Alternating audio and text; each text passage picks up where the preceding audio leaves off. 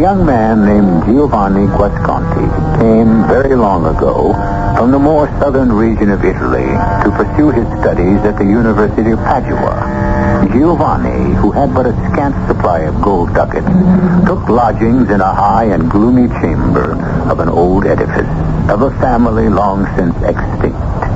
One of the ancestors of this family had been pictured by Dante as a partaker of the immortal agonies of his Inferno. So begins one of Nathaniel Hawthorne's finest short stories, which is the tale you're about to hear. Unforgettable. Not alone as literature, but because it haunts and shocks to the root of the soul.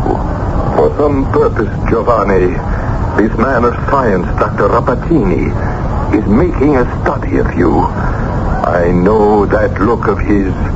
If you know him not, how should he know you? Dr. Baglioni, I would only be surmising, and it is a subject I would rather not pursue. Heed me carefully. I would stake my life that if you are not already one of Rapachini's inhuman experiments, you are marked for it.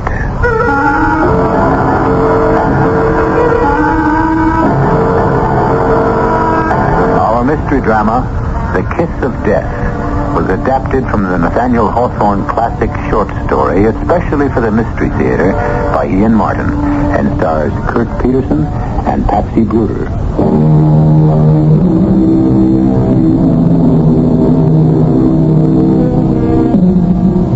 Nathaniel Hawthorne described Giovanni as having a remarkable beauty of person, rather a Grecian than an Italian head, with fair, regular features and a glistening of gold among his ringlets. But the story he wove about him was as dark and menacing as his looks were light and open, and the terrible and tortuous fate which lurked in waiting for him was as exquisitely agonizing as any Dante contrived for his lost souls in the 7 rings of hell. I did not catch your name, senor, as we boarded the coach. Giovanni Guuscanti. And mine, Salvatore Bergamo. You are young for an occupation. I am a student, sir. And not from our Tuscany? No, sir. From the south, Napoli. How came you then to Venice? By boat. All the way around the Booth. There was no one of my family left, save only an uncle who died and left me a small estate to study with a friend of his in Padua. You do not go then on to Verona? No, sir. I must find a place to live with as few ducats as I possess, and then seek out my uncle's friend who teaches in the medical school. Not by any chance Giacomo Rapachini? No, I do not know that name. So much the better for you.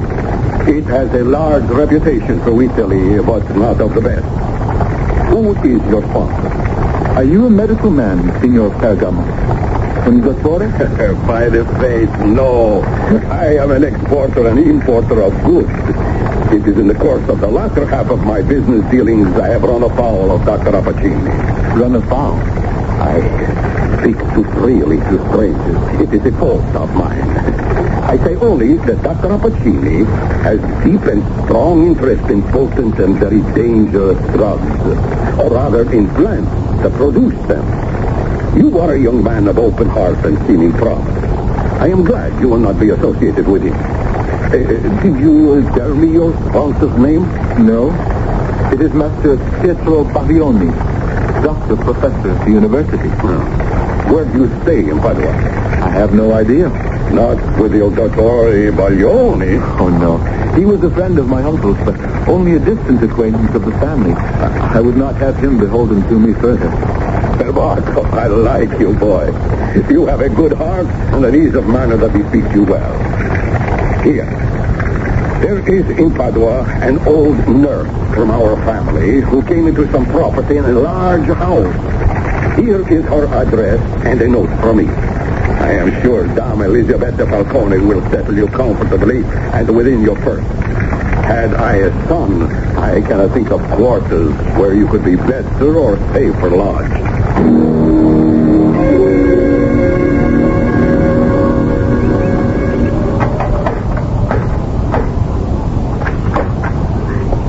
Sì, Signor. La Dama Elisabetta Falcone? At your service. To whom have I the honor of speaking? Giovanni Guuscanti. I bear an introduction from an old friend, Signor Salvatore Pergamo. Oh, il maestro. Oh, Dio. Any friend of my little boy. Oh, come in, I beg you. Thank you. Prego. Oh, Salvatore. I was his nurse, you know. Oh, many years ago now. Tell me, how is he? In good health? Happy? In the most excellent health, I should say, judging by his girth. Oh. He gave me a letter for you, asking you forgive the script. Oh, bless the master. He can never bear to remember that I, who brought him up, can neither read nor write. But his signature and seal, that I recognize.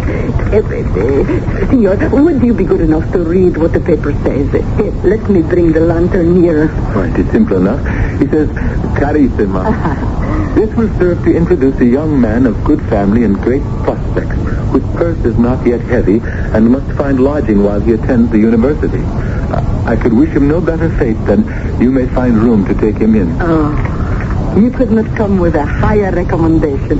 Of course you shall stay here.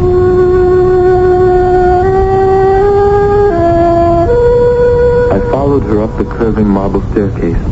The ceilings and walls finished in great old frescoes. The paint now molding and peeling from the walls. I have a few tradesmen who board on the lower floors. Too damp and musty for the young maestro. I'm afraid you're not very taken with Padua. I miss the sun. There's a chill here in the bones. Or in the heart. You're homesick. I have no home left. My parents, all my family, are dead. Ah, then that is enough to dim the sun for anyone. Ecco, signor. Magnifico. But can I afford it? Oh, no one else is young enough to climb the stairs.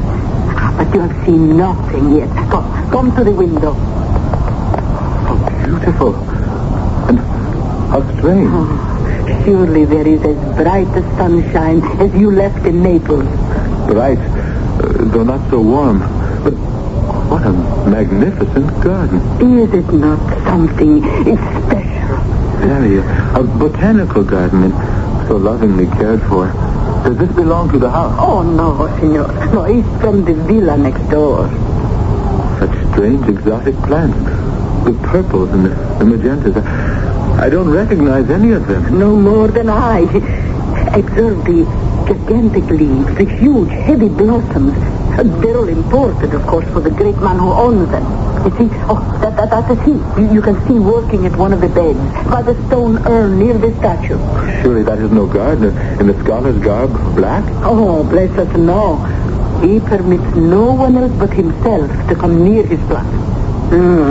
That is Dr. Rapachini himself. Rapachini? Ah, even in Naples you've heard his name, huh? No, not in Naples. More recently. Oh, well, I'm sure he's famous all over Italy. And Europe and the world, for that matter. So, will the room suit you, do you think? Admirably. But if it will suit my purse. Oh, we shall arrange that when you join us for the evening meal. If you will be my guest. How kind. Oh, thank me later, young gallant. You may have the more reason. Keep your eye on the garden. There is one flower that adorns it, more beautiful than any you have already seen.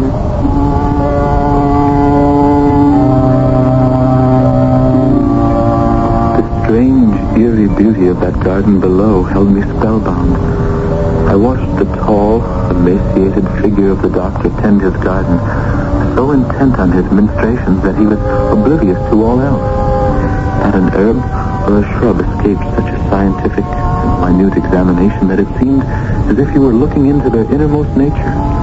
And yet, he avoided inhaling their odors or actually touching them, and walked among them with a caution that suggested him a man walking among malignant spirits.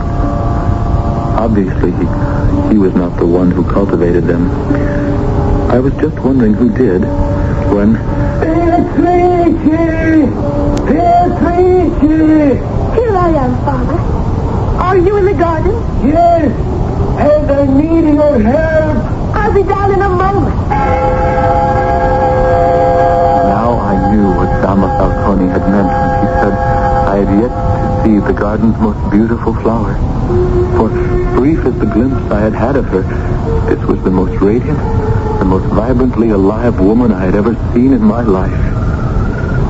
What is it, Father? Our chief treasure. It needs more care than I dare offer in my shattered state. I'm afraid you must take it over as all the others. Gladly. You know how I love them all. But this one... Oh, yes. I am talking to you, my sister. It shall be my task to serve you. And in return, you shall reward me with your perfumed breath, which is the breath of life to me. Never let her languish. She is my greatest triumph. And if truth be told, more than the breath of... What is it, Father? Something wrong? No. Nothing wrong. Come. The hour grows late, and the night air is not kind to my chest these days. Was the sickly, somehow menacing Dr. Rapachini merely finished with his garden inspection? Or had he somehow spied me in the evening shadows of my lattice window? A bell sounding below took me away from my speculations, and I quickly descended to supper. So, all is settled to your satisfaction, and you desire to take the room? I already feel at home. If the agreed-on sum is enough. Oh, more than enough. I promise you I shall not be a roisterer. In fact, I anticipate spending a great deal of time in my room above that magic window. I take it you have already seen its richest bloom. Yes, just before supper. Signora Falcone, how can I gain an introduction to her? Do you... Oh, the Rapachinis are far above my head. For all my villa is next door, they might live in another world. But surely the great gentleman at the university, Dr. Baglioni, to whom you bear a note of introduction, will know his fellow doctor. Of course. I shall sleep on the hope of that. If indeed, after all that has happened to me today, allows me to sleep. At your age, sleep comes easily and welcome.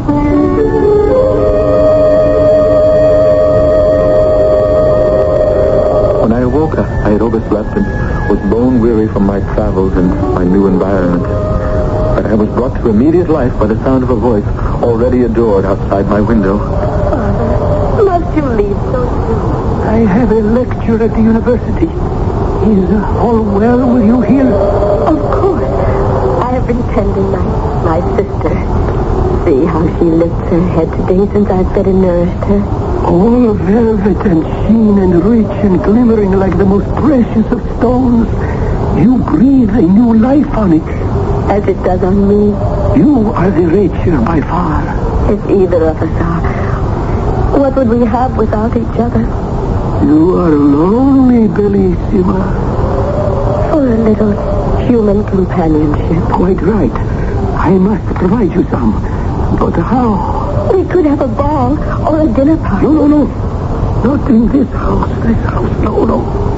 I know since Mother has gone you've become a recluse, but it is changing. It is time to think of me. I know, and I promise I shall. But it is not a simple matter. I can wait. But not too much longer. I promise you, you shall not have to. I felt guilty eavesdropping from my window, but my heart cried out to have Beatrice as my own, and somehow my mind cried out as loudly to forget her, to run, to leave while there was still time. Time for what? And then, suddenly, I realized what was so strange about the garden. All about me, outside it, in other trees, the birds twittered and swooped and lived their lives. But in the garden of my loved one, no bird lived, and no bird sang.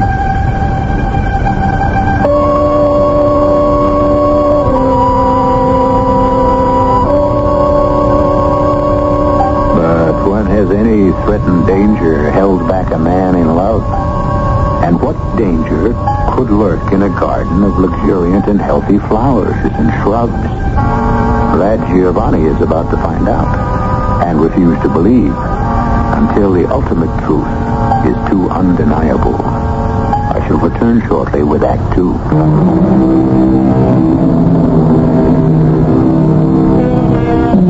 There is an influence in the light of morning that tends to rectify whatever errors of fantasy or even of judgment we may have incurred during the sun's decline or in the less wholesome glow of moonlight. These are Mr. Hawthorne's words, and what better ones to project that by the following morning, after a good sleep, young Giovanni, looking out his window in the bright sun, found the garden below him a lovely place. It was time to present himself at the university and to meet his sponsor, Il Dottore Baglioni. So, you wish to study medicine, I wish to provide myself with a livelihood, since my patrimony will soon be exhausted. Oh, frankly spoken again. I like you. I think we might make a doctor of you yet. Report to me tomorrow at the hour of 6 in the morning. Now, you say you are settled with somewhere to stay? Yes, sir. At La Dama Falcone's house on the Via Eletto. Is that near Il Dottore Rapachini's house? Yes, the very next villa. I have been given to understand he is a man of considerable renown. Yes, the name is known. I had gathered more than that. Even famous? Rapachini. A brilliant and amazing man. It is his theory that all medicinal virtues are comprised within those substances we call vegetable potions. Human life means very little to him. Oh, now and then he achieves a miraculous cure, but in my private mind, these are more probably the work of chance. Well, I must confess, I am only interested in Signor Rapachini because of his daughter. With at least half the young men in Padua, of whom few have ever seen her face. Nay, nephew of my old friend, in this I am of more hindrance than help. I am afraid an attempted introduction from me to my rival or his daughter would amount to the kiss of death. I beg you to stay away from Rapachini and his wild obsessions. Too close an acquaintance with him might prove for you what I already jokingly termed myself the kiss of death. I returned to my lodgings, and on an impulse, I bought a fresh bouquet of flowers from a florist I passed. Arriving home, I mounted breathlessly to my eyrie and was rewarded to see my enchantress engaged below in the garden. She was in the act of being about to pluck one of the strange, exotic flowers from the special plant by the fountain, when, on an impulse, I cried out, "By your leave, Signorina?" Who calls? Giovanni Guuscanti, your servant and admirer. Do not pluck that flower. And why not, pray, Signor Stranger? Because I have here such fresh and lovely and healthful flowers as should adorn such beauty and grace. May I dare to toss them to you and ask you to wear them for my sake? Thus? I thank you, good sir. You speak our language softly, and in a different manner from what my ears are used to. Are you from some other land? No, I am Italian as you, but from the south. You seem quite fair, unlike the other young men I have met. I wish we could meet more formally. And so do I. If I were to call and present my compliments to your father? No. That is not the way. Not yet. But perhaps sometimes we can talk like this. Only it's so far, I wish I could show you my garden. I wish I could walk in it with you. At least if we cannot. Yet. Let me return your gift by throwing you one special flower. I believe it's too far for you to catch it. Since I've already picked it, at least I can try. Ready? Yes, as high as you can. Oh, I have it. Oh, no. Don't fall. It had to be one of us, so I let the blossom go. Try again. Not for the world. I would not risk... In the garden, Father. I shall be in directly. You should be in your room tomorrow afternoon. I'm afraid I shall be at my studies at the university. But soon, I hope. Come in! Coming? Yes, so do I hope. Soon. And thank you for my flowers. I will guard them and keep them well. Was it some trick of imagination in the half-light after sundown? But as she turned and fled up the garden path, did my eyes deceive me that my lovely bouquet was already withering in her grasp? Nonsense. I tried to tell myself there was no possibility of distinguishing a faded flower from a fresh one at so great a distance. My hand, where I had touched her flower, burned with a fever of longing. It was 3 days before I had returned to my full senses again, weak from loss of weight and the debilitating effect of some raging poison that had drained my system. I awakened to see Dama Falcone's kind and worried face hovering over my bed. Oh, so we are awake at last and in our senses, eh? Signora, what are you doing in my room? Oh, what have I been doing the last 3 days under the Dottore Baglioni's orders but heating cool compresses on your brow and feeding you gruel to keep body and soul together? Have I been ill then? Oh, with such a raging of the blood that our good Dottore was worried about you till this morning. What caused it? Even he is not sure. There are infectious germs about this time of year. And after your long trip and the shock of losing your family, Dr. Baglioni thinks you fell prey to one of them. 3 days? What time is it? Afternoon? Oh, it wants several hours of sunset yet. No, you must not sit up yet till the Dottore returns. No, I just want to... Oh, I am weak. Can you see, in the garden, is the Signora Rapachini there? No one without business save the ducks have been abroad these days. It has rained as if it was time to start building a second ark. Oh, Dio, that will be the good Dottore back. I must go down and let him in. As soon as she had left the room, I found my way weakly to the window. A gray curtain of rain blurred the empty garden below. I staggered back to my bed, my feet unsteady, my brain reeling. Had I really tossed a bouquet of flowers to Beatrice? And did I remember catching but letting fall the blossoms from the garden she threw me in exchange? Then I blacked out again, not to come to till I found Dr. Baglioni examining me. Well. A fine way to start out learning to be a doctor, my young friend, huh? Will it make you a better physician to begin as a patient? I don't know, sir. Not if you start out a dead one. But it seems you will recover. What has ailed me? Some unique humor of the blood. Thanks be to God you responded well when I bled you. You should be on your feet very soon. When? How soon? Oh, within the week, no doubt, with one as young and as vital as you. Meanwhile, rest and eat well. The good Dama Elisabetta will see that you are fed to regain the weight you have lost. How can I thank you enough for your aid and comfort? It is good to have a friend in a strange city. More than one. Surprisingly, someone else today inquired as to your well-being with what appeared to be great personal interest. Who? Dr. Rapachini. What? I was not aware that you had made his acquaintance. Nor have I. But that is welcome news. For if you will follow my advice, you will have as little to do as possible with him. Why do you say that? For some purpose.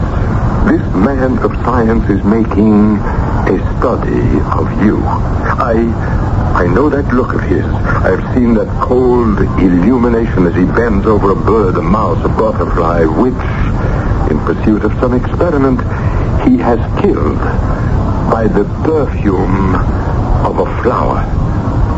If you know him not, how should he know you? I would only be surmising, and It is a subject I would rather not pursue. And an acquaintance you had better not either. For, heed me carefully, Signor Giovanni, I would stake my life that if you are not already one of Rapachini's inhuman experiments, you are marked for it. By the next morning, as I awoke refreshed and feeling myself... Buongiorno, Signor Guuscanti. Buongiorno, Dama Falcone. Oh, out of bed, naughty boy. I bring you your breakfast to eat in bed. Oh, I have it here by the window. Now, you must eat everything and not allow the attention to wander. Oh, I will eat. I am famished. For food or for a sight of Rapachini's daughter? I suppose nothing escapes that sharp eye of yours, Mother Falcone. Not much. Or my ear. Oh, I think I could have told that doctor what ailed you better than he. What? I heard you and the signorina talking from the window. I think you are taken with a disease of the heart, no? Beatrice. Yes. But it is hopeless, I'm afraid. If only I could meet and walk with her in the garden. Well, there is a private entrance into the garden from the street. A private entrance to Dr. Rapachini's garden? Not so loud. Almost any young man in Padua would sell his soul or his birthright to be admitted among those flowers. You may have what little I have if you will show me the way. Oh, Tosh, I want nothing from you. No, I have been well paid already. And here's the key. I give it to you in return for one thing only. What? Name it. You are pale as a ghost and thin as a rail. Manja, signor, so you don't scare the girl half to death. I ate like a lion, dressed in my very best. My blessed guide, Signora Falcone, led me along several obscure passages. Then, suddenly, we were at the door. I thanked her, turned the key easily in the lock, which must have been oiled. I was in Dr. Rapachini's garden, practically under my own window. Welcome, senor. You were not surprised to see me? A connoisseur of flowers such as yourself. After the lovely bouquet you tossed me 4 days ago, it is no marvel that my father's rare collection has tempted you to take a nearer view. Was it you who sent this key? I know. Well, then who? I know not. But does it matter? You are here. Come, I will show you our garden. If fame speaks true, you are as deeply skilled in these rich blossoms and spicy perfumes as your father. No. Although I have grown up among these flowers, I know no more of them than their hues and their perfumes. Believe me. Oh, there's the flower you tried to toss me by my window. May the good Lord be blessed you failed to grasp it. Why? I wanted it very much for a keepsake. Methinks you owe me one. I shall pick it for myself. Oh, no! Touch it not! Not for your very life. It would kill you.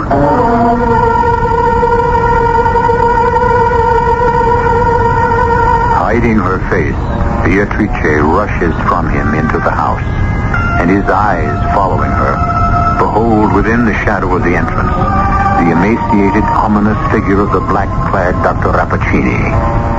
I'll return with Act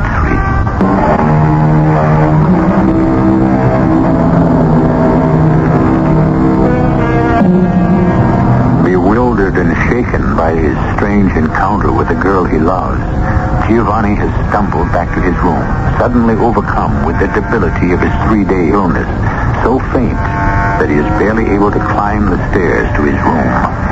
Once there, however, no matter how much his fever-weakened body longs for the bed, instinct or some deeper drive forces him to the window. But how could you have given him the key to visit me if you knew there was danger for him? No danger now, my little one. But to think that thoughtlessly, the other day I tried to blossom from this to him. Had he caught it, what would have happened to him? He would have died. Oh, sweet Mary, forgive me. You were innocent, my love. It would have been but small help to him. Oh, Papa, How can I let him continue to come, even supposing he ever wants to again? Come inside, daughter. This is no place to talk. We may be overheard if he is back in his room. If we are, then I say this. I know he loves me, as I love him. But for his sake, I think it would be better he stayed away from me. No. I have not long to live. And it is time for you to meet with someone. Let me explain just how this may be accomplished in spite of all. I have been studying on this for a long time, and I have come to a conclusion. Behind the drape on my window, I had listened to this conversation between Beatrice and her father. Now, as I watched them disappear into the house, I looked down on that fateful, hideous flower that my beloved could fondle and kiss with no harm. Could it be so deadly? The answer was vouchsafed immediately. Crawling across one of the statues was a small chameleon, which in its passage had accidentally brushed against a tendril from the strange shrub. In a second, from the touch of that tendril, the lizard contorted itself in one writhing spasm, and then, as if eaten by invisible fire, crackled like a moth in a candle flame and was gone. I could think no more. I threw myself on the bed and mercifully passed into darkness.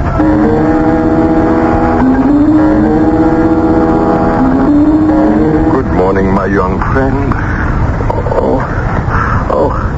Good morning, Dr. Baffioni. So, what is this that La Dama is telling me about you having a relapse and other things? Such as? That you have not only talked several times with La Signorina Rapachini, but that you have also gained access to the garden and met her there.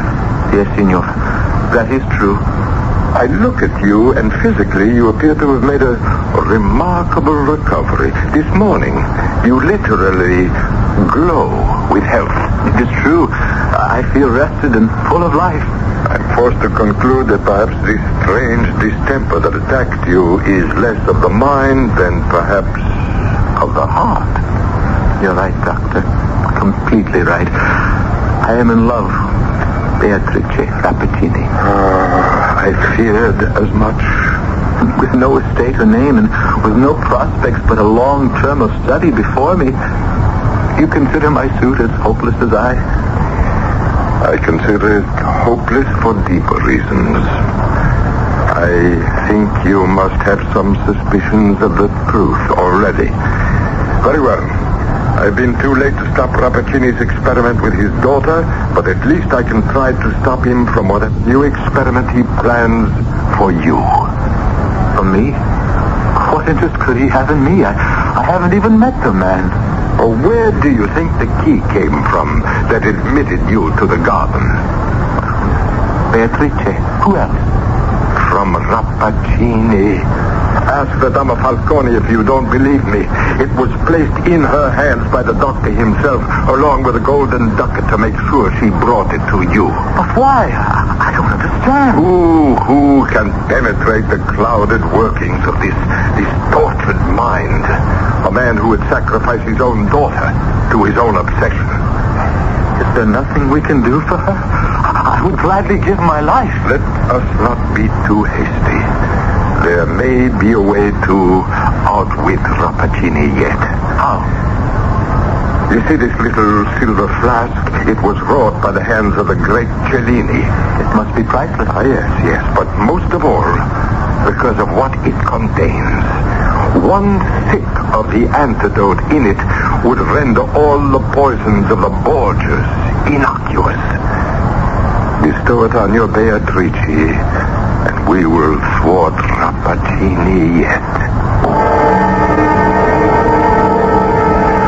Once my dear old friends had left, I hastened to dress, my heart buoyed with the hope that the silver flask would make all well. And then came the ultimate blow. A small bird had crashed against the pane of my open window and dropped to the ledge. I went to the poor little creature, lifting it and finding it still alive and only momentarily stunned.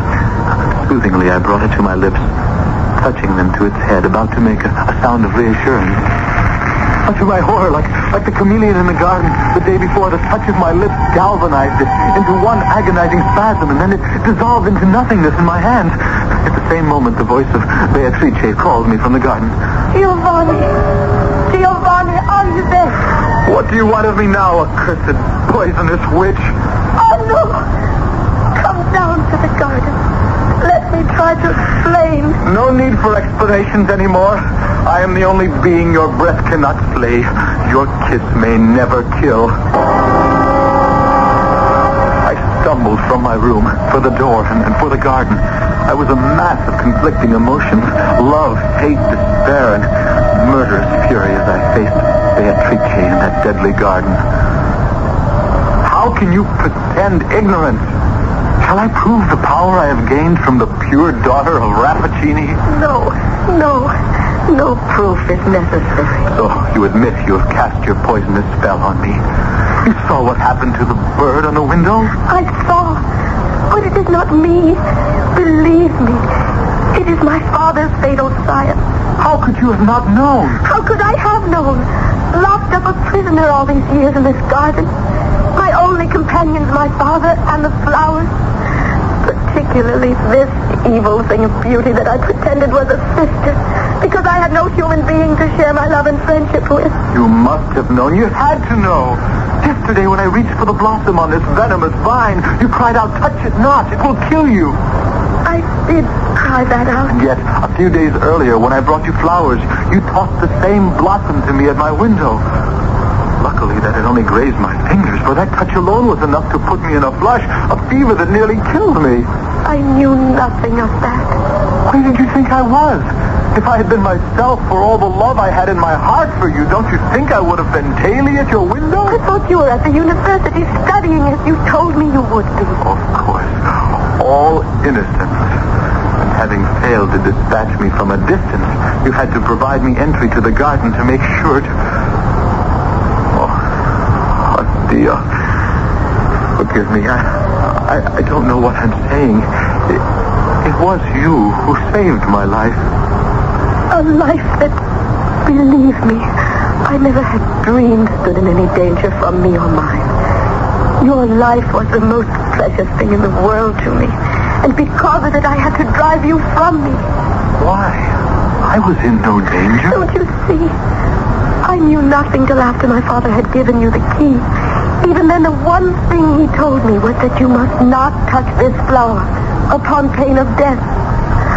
I was so lonely for you. I loved you so. I wanted only to spend a little time alone with you. I had forgot the flower when you were near, and all the world seemed lovely. Before I knew that I was something hateful and poisonous, sister to that deadly flower. Where did it come from? My father created it. Created it? He knows all the vile secrets of nature. At the very hour when I first drew breath, this plant sprung from the soil, the offspring of his science, his intellect, while I was only his earthly child. But I grew up and was nourished by it. I thought of it as my sister, not as my doom. Not only yours, but mine. Look. No! Giovanni! You see, I picked the flower, and it is as harmless to me now as you. Put my curse on what I love best. No curse, my daughter. Dr. Rapachini. No curse! You made us both unclean. Unclean. Look at you. One step below God's, both of you, and I created you. Feel the power that courses through your veins. The magic gift my arts have brought you. You could quell the mightiest enemy with a breath. Shrivel the most monstrous onslaught against you with a touch. What more could you ask than to be as near immortal as man or woman may reach? I would have chosen to be loved, not feared. I am condemned forever to what I am. Our fate is not so desperate, thanks to my friend, Dr. Baglioni. Baglioni, that bumbling bigot. In this flask, Beatrice, is an antidote distilled of blessed herbs which can purify us. Then let us drink. No! I warn you, drink of that flask, and it can bring you only death. So powerful as the poisons you have thrived on, as powerful is that antidote. No human body could stand the conflict. Don't listen to him, Beatrice. Drink, and I will follow. Stop! I will not let you destroy my triumph. I will shoot you first. He has a pistol. You'll have to shoot me first, Father. Death is to be our portion, then let it be for all evil. What are you doing? Uprooting forever this venomous vine. Take it to your own bosom, where it belongs. I am undone. I did not mean to cause his death. I thought he was immune. No. My father was immune to nothing except love. Heaven forgive him. He is better off dead. Now quick, let us drink. It may mean death. You heard Dr. Rapachini. I will not live as I am. Nor I. Then give it to me. I shall drink first. No. I shall pour half in the cap of the flask. The flask is for you.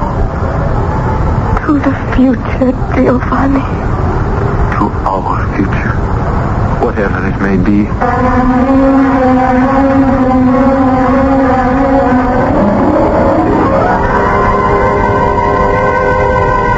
What future did these lovers find?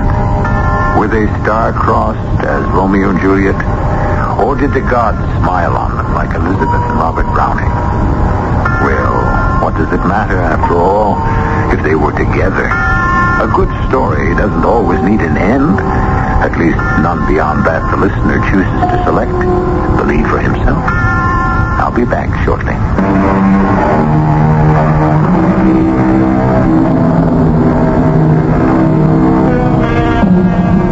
Do I hear some murmurs of dissatisfaction with the ending? Then let us make a confession. The story, as you have heard it, does not end exactly as Nathaniel Hawthorne wrote it. If you must have an ending to this dark tale, you can read his solution. We can only say we thought poor Beatrice and her unlucky lover Giovanni deserved a better fate, dead or alive. And we left it to you to choose. Our cast included Kurt Peterson, Patsy Bruder, Arnold Moss, Bryna Rayburn, and Gilbert Mack. The entire production was under the direction of Hyman Brown. And now, a preview of our next tale. I wouldn't go in there if I was you. You wouldn't? Folks get lost in there. And a lot of that. Oh, we won't get lost. I have a very good sense of direction. But all the same, you take my advice. You stay out of Dutchman's woods. See, Ronald? Oh, that's ridiculous. We can take care of ourselves. We're not going to get lost. Nobody aims to, of course. Folks do it, though. Yeah, I was going to ask you if Mrs. Griffin, Sarah, would be willing to put up a picnic lunch for us. Oh, she'll fix you up something for lunch. No trouble about that. Only thing is... Oh, we'll be very careful. Well, I'll just go to talk to Sarah about the lunch then. Thanks. But if I was you, I'd stay out of Dutchman's Wood. This is E.G. Marshall inviting you to return to our Mystery Theater for another adventure in the macabre. Until next time, pleasant dreams.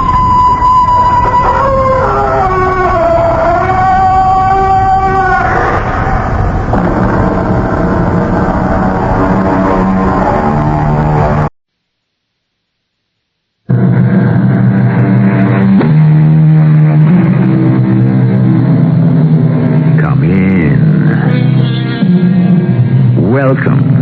I'm E.G. Marshall. You never know quite what to expect when you enter our shadow world. This time it's the world where Henry James brought alive his very special ghosts. Ghosts of the mind, which he considered more frightening than anything in a white sheet. He wrote his ghostly tales in the 19th century, but this story is about a family that lived just prior to the American Revolution. Rosalind Wingate stares at her sister and then says, Arthur Lloyd asked for your hand in marriage. Your hand. Yes, Rosalind. And Mother has given us her blessing. It was either you or I. It cannot be you. I give the marriage a year. Then Mr. Lloyd will awaken, and I shall be waiting to comfort him in his bereavement.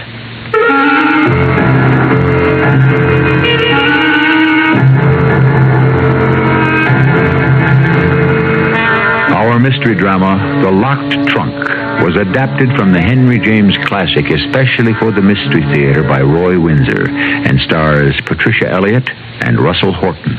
It is sponsored in part by True Value Hardware Stores and Buick Motor Division. I'll be back shortly with Act One.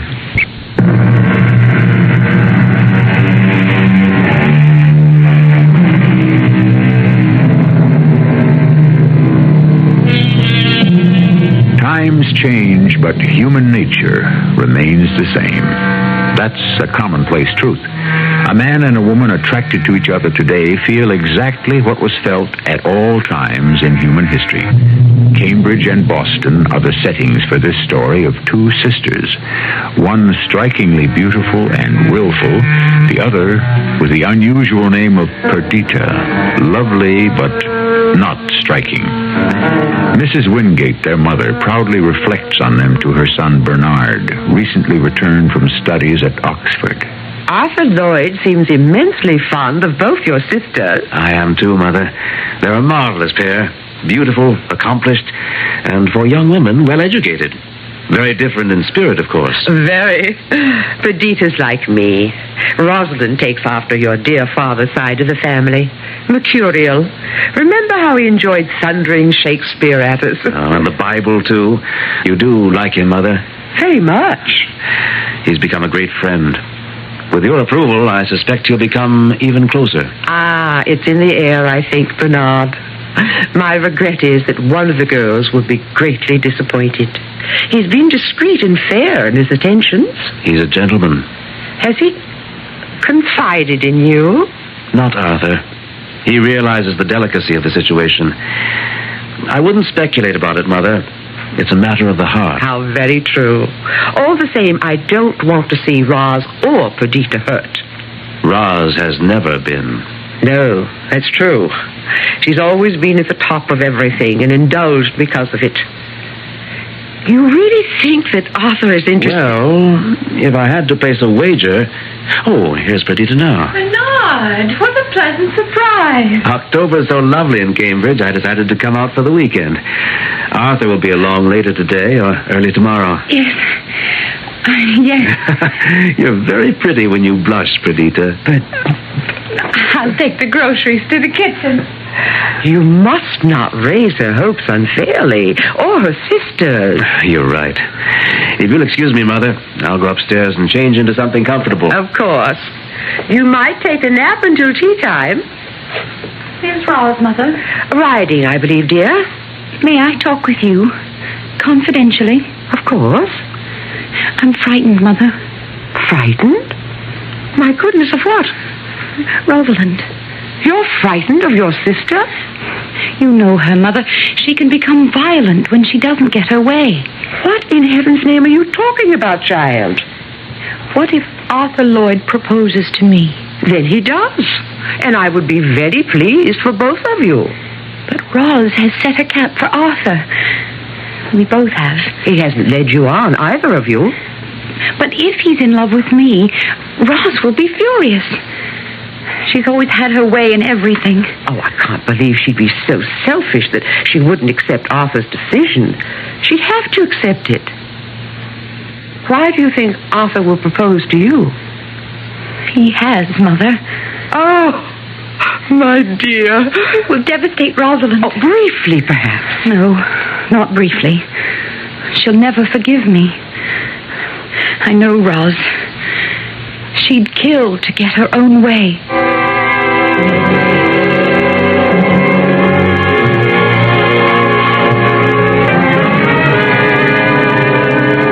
I think it's only fair, Rosalind, to tell you how much it's meant to me to have been accepted during the past few months by your family.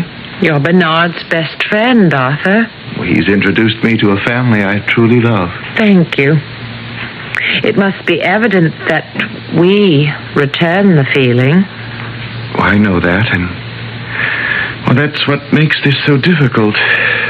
Rather than cause any one of you pain, I'd almost rather remain a friend only. Have I misled either of you? Either? I or Perdita? In what way? Well, perhaps I'm being presumptuous, but I have felt that my relationship with you two sisters might hopefully go beyond friendship. With both of us, that's very ambitious, but it might be awkward, Arthur. What is it, or shall I say it for you? No, please. I have asked your mother for Perdita's hand in marriage. And Perdita? Has accepted me. Then there's nothing more to be said, is there? Well, I do want you to understand. Please. If I misled you, Rosalind... You have been a model of propriety. Thank you. Well, then, shall we go in to tea? Please, make my excuses. My mother will understand. But I don't like to leave you like this, Roz. Your jaw set, hate in your eye. I'll be better after I ride my horse. You have given me remarkable news. I wish you well. You don't really, do you? I don't take disappointment lightly. I'm sorry. It's I who am sorry for you, Arthur. You have made a mistake. My feelings... Do you really know them? Are you afraid to admit them? Just what do you mean by that? Are you afraid of a woman who is mentally as strong as you are? Do you really prefer one who is obedient, who will always bend to your wishes? A woman... Not always, dear Arthur. Strong women already have made history, and they will as time unfolds. The measure of a man is the woman he chooses. I have chosen the woman I love. You were destined for me, Arthur Lloyd. For now, go your way. I can wait. You look a little shaken, Arthur. I am a little. I've just spoken to Rosalind. Oh. She said to excuse her from tea. She's gone for a horseback ride. Was she understanding? No, of course not. That was a foolish question. I feel as if I'd done something wrong. Why? You and Perdita love each other. That's all that matters. Don't fret about Rosalind. Leave her to me. She's always been perverse. Exhilarated one day, depressed another. I knew it wouldn't be easy to tell Rosalind my decision. She was very angry. Pride, Arthur. She has seldom known disappointment and vanity. Her father adored her, and we indulged her. But on to happier talk. An early wedding. Yes, I think that's advisable. Because you might have second thoughts? Oh, indeed, no. For Perdita's sake, and for her safety. You can't think that Perdita is in any danger.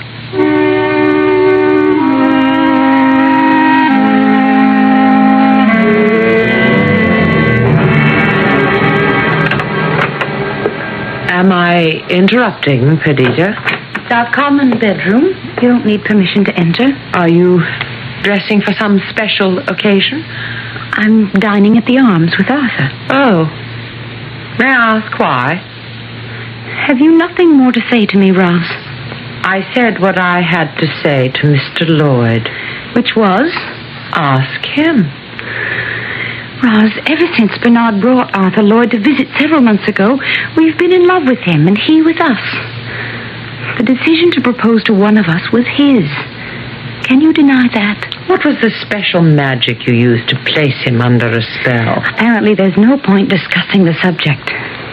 If he had chosen you, I'd have wished you happiness. Can't you do the same for me? Not readily. I know you're heartbroken. Don't presume, Perdita. A more carefully chosen word would be frustrated. But that's a temporary condition. I had some grand plans for Mr. Lloyd and me. With his riches... Why do you say temporary? I don't take an insult lightly. In heaven's name, you haven't been insulted because he is marrying me. Are you threatening to be the ghost at the wedding feast? Never fear, I'll conduct myself properly. But in your black, selfish heart... Don't insult me, Perdita. I'm stating the truth. You wish us unhappiness. You are determined to cast a pall over my wedding. Because for once I, plain Perdita, have achieved something at your expense. Not willfully, but as determined by God. He was dozing. You ought to be ashamed of yourself. Your threats don't frighten me. No, don't come close to me, Rosalind, or I'll sink my nails into your beautiful white throat.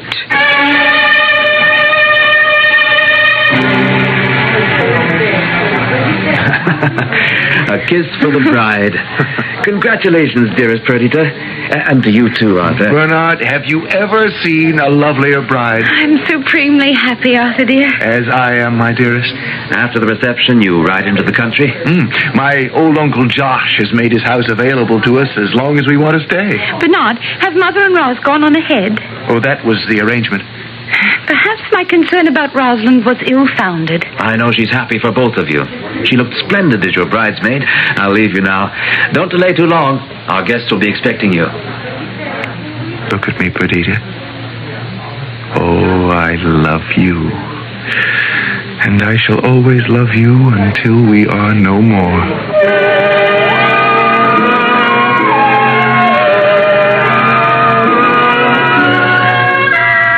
Is there anything emptier than a house after the wedding guests have departed? All the same, it's a relief, Bernard.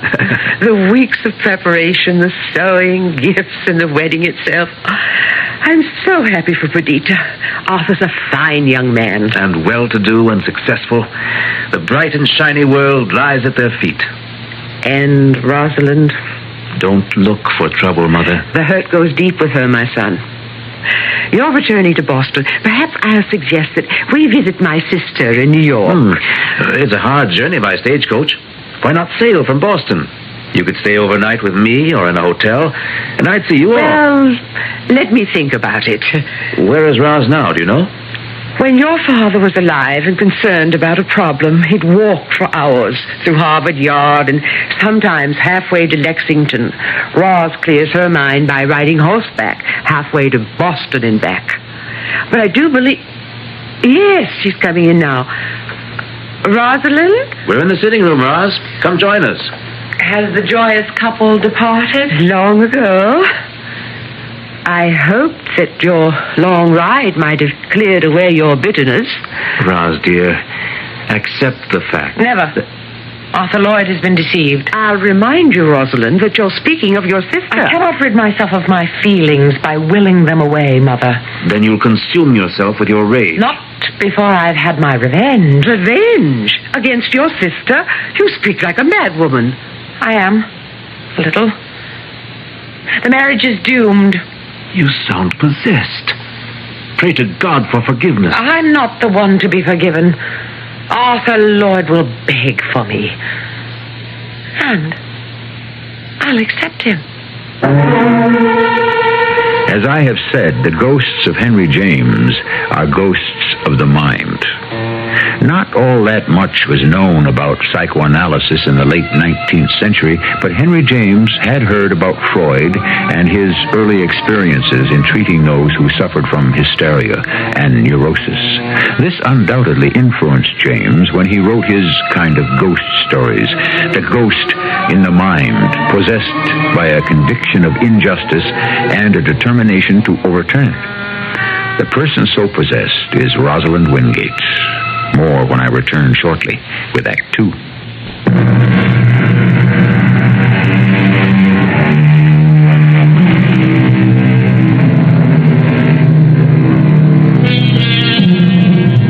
The delusion of persecution is a disease of the mind where a ghostly demon then resides. From what we have experienced so far, Rosalind Wingate has become a victim of such a ghost. She is obdurate in her refusal to accept her sister's marriage. A year has passed.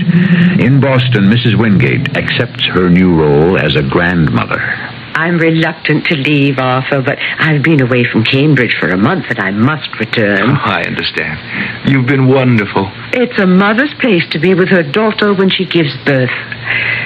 Perdita had a difficult labor. Oh, she'd be the first to say it was worth it because of our perfect little girl. Without you here, I think I'd have gone to pieces. Most new fathers do, Arthur. Well, send for me if I'm needed. Perhaps Rosalind and I will come down in the spring, with Perdita's approval, of course. Oh, she'd approve, but what about Roz? I did bring you her congratulations. Oh, so you did. Has her anger subsided? I hope so.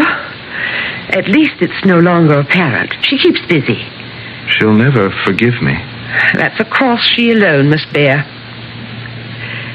Take care of Perdita, Arthur. She'll have the best attention, but the best medicine will be our little daughter.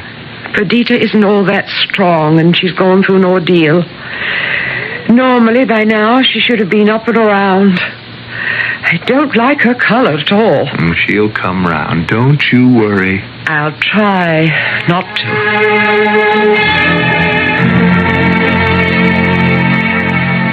Arthur, is that you? Yes, my sweet. I felt your presence. Isn't that remarkable? I didn't know you'd come into my room. I just felt it. I've been here for some time. Why didn't you wake me? Rest is cure, and I want you up and around and well, smiling and happy. I'm very happy. I have you and our darling baby girl. You do love me, don't you, Arthur? What a foolish question.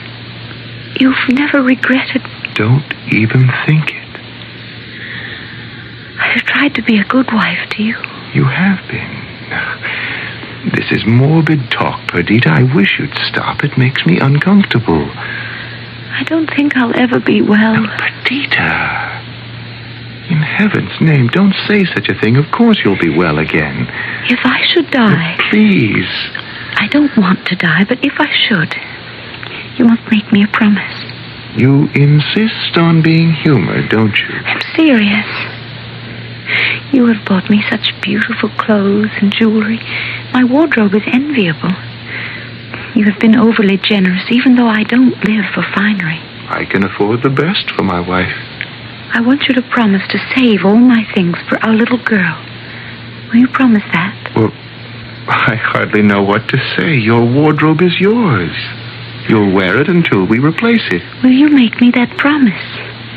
I want you to take my things and store them in that great trunk in the attic and lock it. Very well. Keep the key until our daughter is old enough to open the trunk and claim what I have left to her. Yes, I understand. You're indulging me.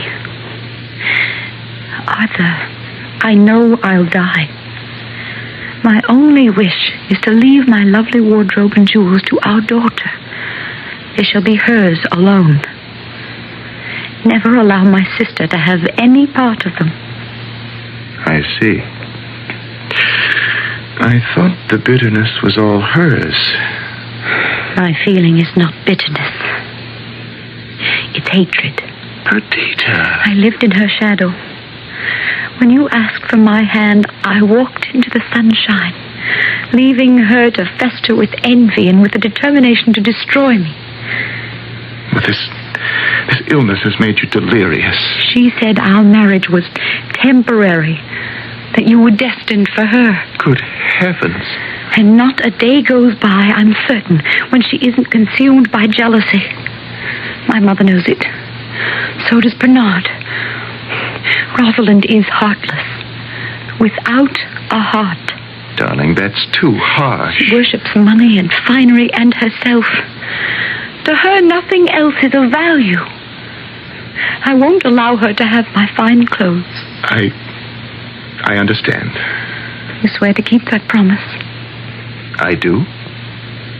Warn her for me. Well, against what, my dear?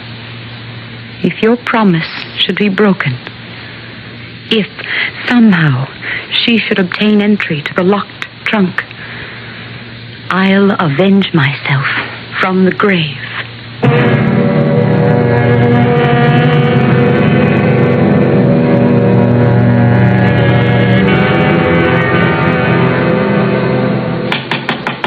Mother? Mother? Bernard. I bring bad news, Mother. Perdita? What is it? Has something happened? She died peacefully. Oh, no. No, not Perdita. How unmerciful. No. May God bless her and take her to him. Amen. Help me to a chair, Bernard. Arthur told me that she foresaw it, Mother. Poor child.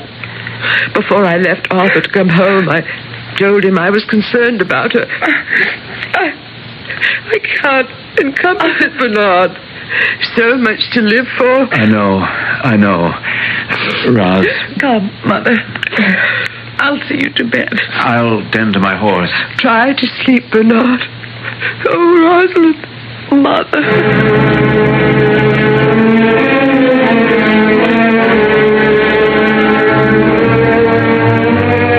I am so very sorry, Arthur. I'm sorry for all of us. So young, so wonderful. And now she is no more. Nor am I. She's at rest.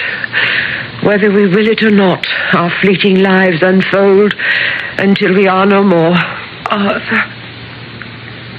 Arthur, I haven't words to... Excuse me. Oh, may God forgive my trespasses against Perdita. I cannot forgive myself. I took her for granted as my little sister. I didn't know until death how much I loved her. Forgive me. Forgive me. Excuse me, Arthur. I'll go to her. Mother?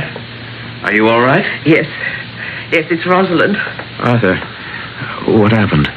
Roz is overcome with grief. You're holding up well? Oh, I'm numb. The shock was so great I still feel nothing. The funeral was a dumb show. The minister's words meant nothing to me. I stare with vacant eyes. I'll ride back to Boston with you in the morning. What am I going to do, Bernard? My instinct is to flee, to put thousands of miles between what happened and the future. I think you should. You have business interests in England. Sail there and remain for however long it takes for time to blur your loss. But my child, our child... I've given that some thought, Arthur. Here is where she belongs. Here in Cambridge with my mother. Oh, I couldn't impose... My mother loves the child. Do you think your mother really would take the child? It was her suggestion to me. The baby will fill a void in Mother's life. You give me heart, my friend. And I've brought you and your family only trouble. You loved my sister. With all my soul.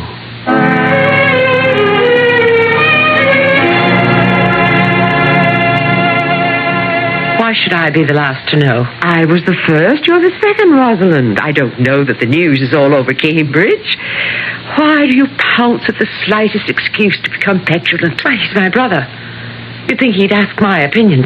Sally Dubbins, indeed. He loves her, and the family has agreed to the marriage. I should think they would. Bernard's the only attractive and eligible bachelor in town, but Sally Dubbins... Oh, she's opinionated and bossy. Ideal for Bernard. He can be rather dreamy at times. Anyway, they're to be married soon after the banns are published. I'm pleased. Arthur should be here. Where is he now? I've forgotten. Salzburg. He returns this week. He's been away a very long time. 7 months.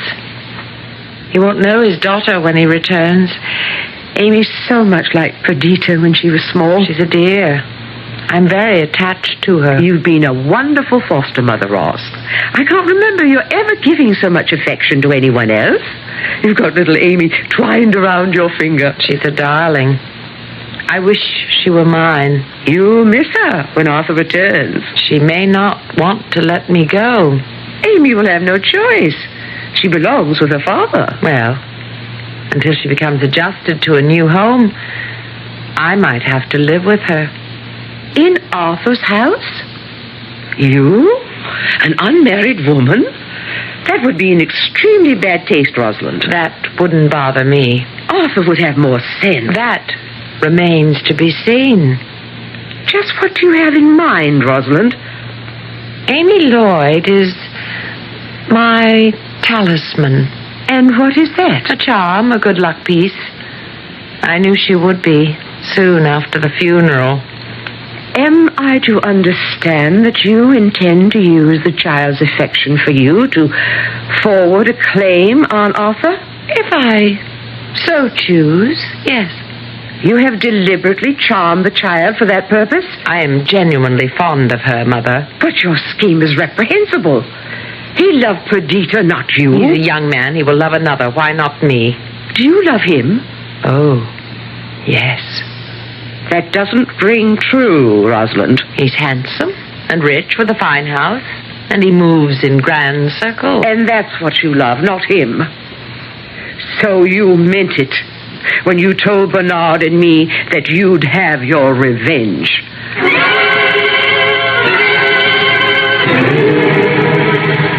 Roz, what am I going to do? It has meant so much to her. If you leave her, I don't know what might happen. She'll be miserably unhappy. You cannot leave. I must, Arthur. Mother was very angry about my taking up residence here for even these few weeks. I could not stay on. It would not be discreet. That must be Bernard. Will you help me with my portmanteau?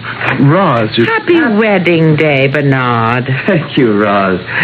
Come on, Arthur. You look upset. Oh, I am. I can't have Rosalind leave. All of us are leaving. But Amy... Amy will quickly adapt to the new governess. It's not the same. Can you stop babbling?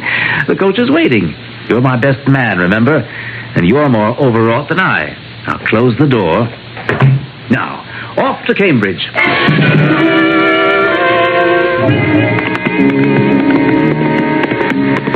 Pull up. Pull up. Have I run you into the ground?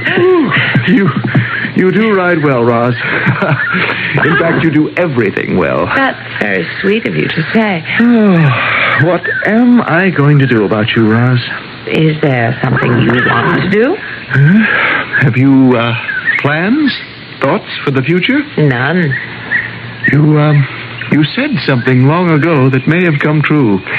You said, "For now, go your way, I can wait." Do you remember saying that? Yes. And you asked if I were afraid of a woman as mentally strong as you are? Are you? A little, perhaps, but fear is outweighed by many other considerations. Which are? You're a beautiful, fiery, intelligent, and desirable woman. All of that, I think. And arrogant. Indeed. Roz, will you marry me? It was a foregone conclusion.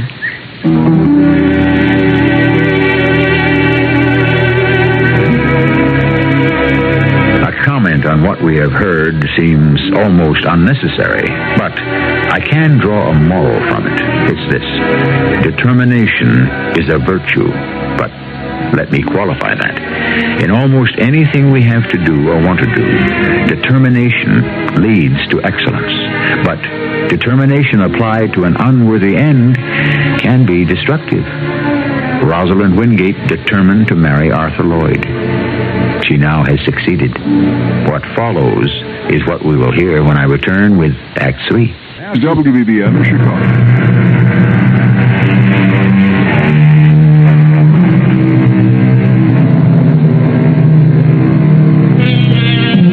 If you look back on your own life, you'll remember how hard you persisted to accomplish a certain thing. Take marriage. It may be made in heaven, but who can deny the persistence of either the man or the woman in persuading the other to stroll down the aisle? I suspect that, except in a few instances, one person's love for another is a few degrees stronger. Am I wrong? Well, not about Rosalind Wingate, now the second Mrs. Lloyd. Several months have gone by, during which Arthur has suffered substantial business losses. How bad is it, Arthur? It's serious, Roz. I don't know quite what to do. You're a rich man. I was. Have we nothing? Only enough to keep up the house and to sustain us. And I see no way to rebuild my fortune. Why not? Because there's something dangerous stirring in the colony. There's unrest. It goes back to the Stamp Act in 65. But that was repealed. And after the repeal, my ships left and entered the harbor unmolested. But then there was the Boston Massacre 3 years ago. Since then, the mob is burned and looted at will. The king's troops have been ineffective against the hooligans. They should be shot down like mad dogs. That's after the fact. And the fact is that I've lost my last ship. Its hull was loaded with a fortune in food and goods. Lloyd Shipping is no more. And with its end, there's an end to our way of life. Oh, no more grand parties and expensive clothes. We'll have to live on a modest scale. I realize how difficult that will be for you, Roz. No. Well, you accept next month's ball, of course. Oh, certainly we must attend. An invitation from the provincial governor is a command. What am I to wear, Arthur? Why, whatever you choose to wear. You're always the envy of all. You have any number of lovely gowns. I must have a new one. Why, I'm afraid... Well, then I won't attend the ball, Arthur. I won't look dowdy before our peers. Well, there simply isn't any money for that kind of luxury. You must understand that, Rosalind. And you must understand that when we attend any important function, I expect to be the envy of others. Call it vanity. Say it's theatrical. Say what you like. But when I enter a gathering, the moment is exhilarating. I live for such moments alone. Putting such moments before me and my child? I have been an attentive wife and a good stepmother. What you've said personifies you as selfish. Perdita said as much. On what occasion? Shortly before she died. Oh, what other vile things did she say about me? I'd rather not go into that. I have been unstinting in my efforts to clothe you and bedeck you with jewelry. You must have a larger and more expensive wardrobe than any lady in Boston. Which has been worn and seen until it has become commonplace, and nothing you've provided compares with what you lavished on my sister. I say this finally, Rosalind. You may not have a new gown for the governor's ball. If you choose to remain at home... Arthur, what became of Perdita's lovely things? They've been stored away. Where? They're in a locked trunk in the attic. Locked? Oh, why, may I ask? That was her last request. Perdita asked you to store her clothing and to lock them up. In heaven's name, why? Because they're for Amy when she's grown up. What? Oh, that's ridiculous. In 15 years, they'll be moth-eaten and worthless. And now that the subject has come up, I wonder if somehow Perdita didn't foresee your greed. Arthur, you're a simple fool. Why did you ever marry me? I sometimes wonder.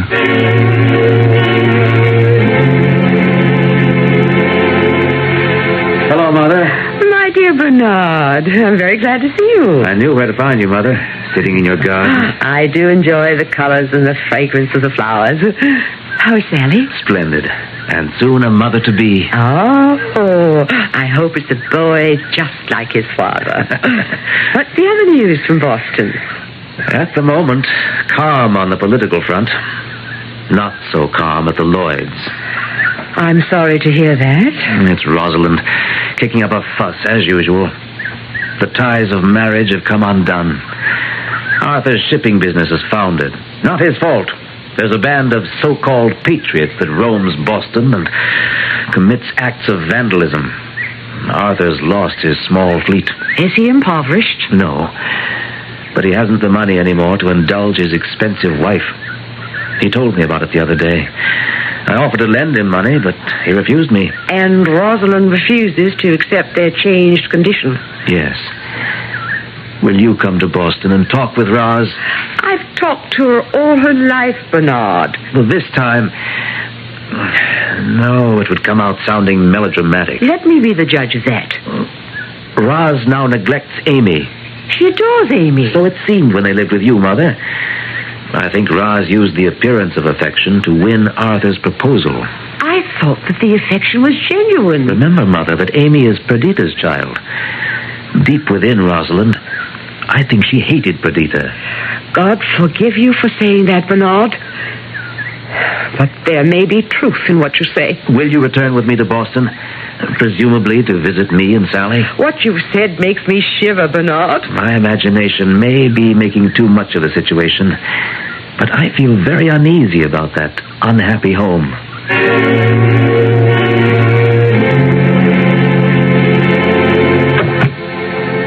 Very nice to see you, Mother.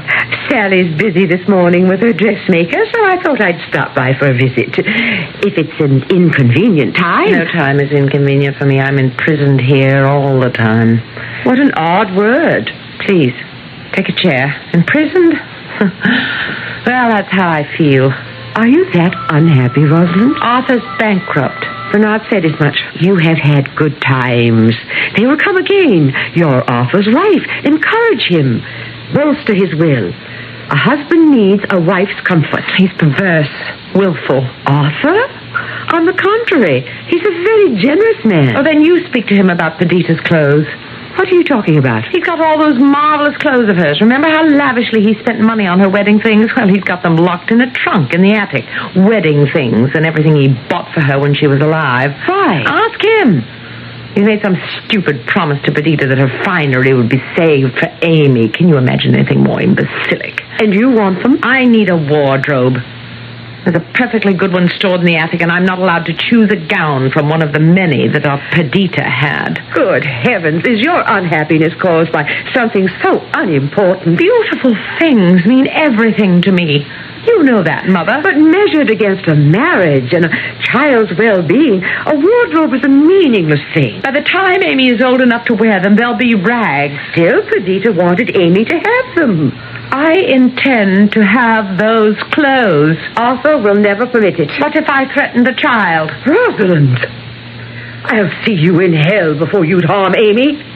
How dare you even think such a thing? I take back the thought. I never intended the deed. You terrify me, Rosalind. I'm sorry for you.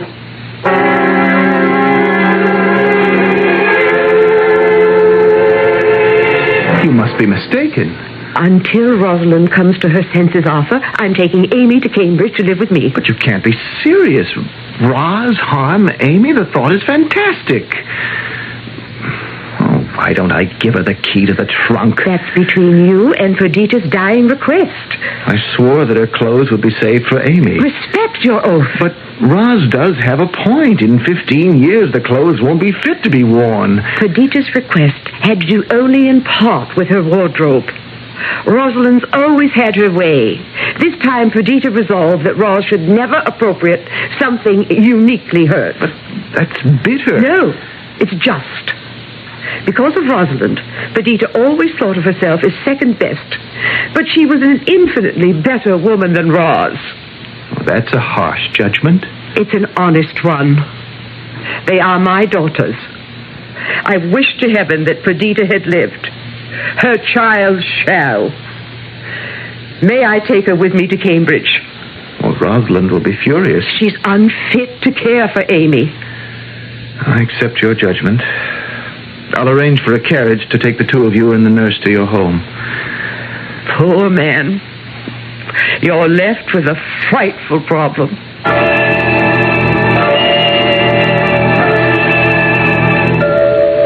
Sally told me what happened, Arthur. How did Roz accept your decision? Oddly enough, with a cold smile.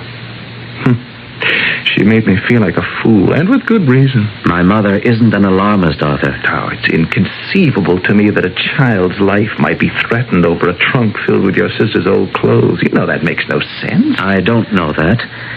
Roz willed herself into your life. I fell in love with her, Bernard. And I still love her. Amen to that, my friend. You do admit she's strong-willed. Oh, that gives her character. She's at her best when she's triumphant. And destructive in triumph when she's wrong. And inconsolable.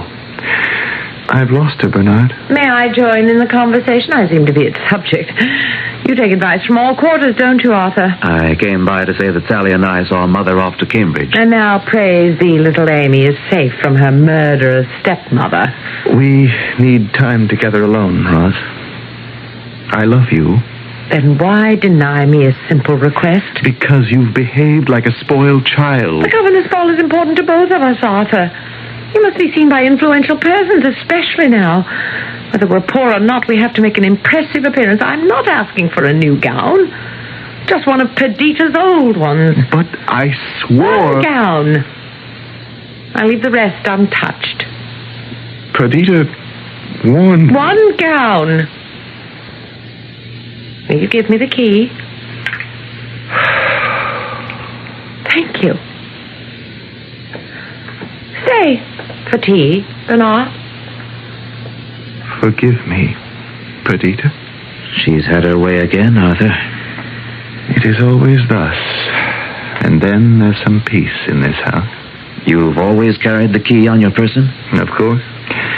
Otherwise the trunk would now be empty. You said Perdita warned me. Of what, Arthur?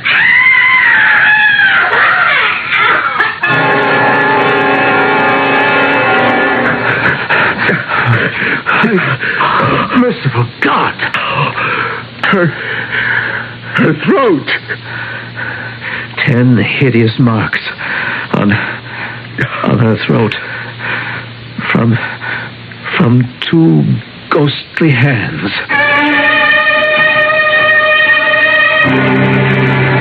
Henry James entitled his story The Romance of Some Old Clothes, the story of 2 sisters, but it is really the story of the one who was obsessed. As I've said, the ghosts of Henry James were ghosts of the mind. Only Macbeth sees the ghost of Banquo, because Macbeth's mind is filled with the murders of the king and of Banquo.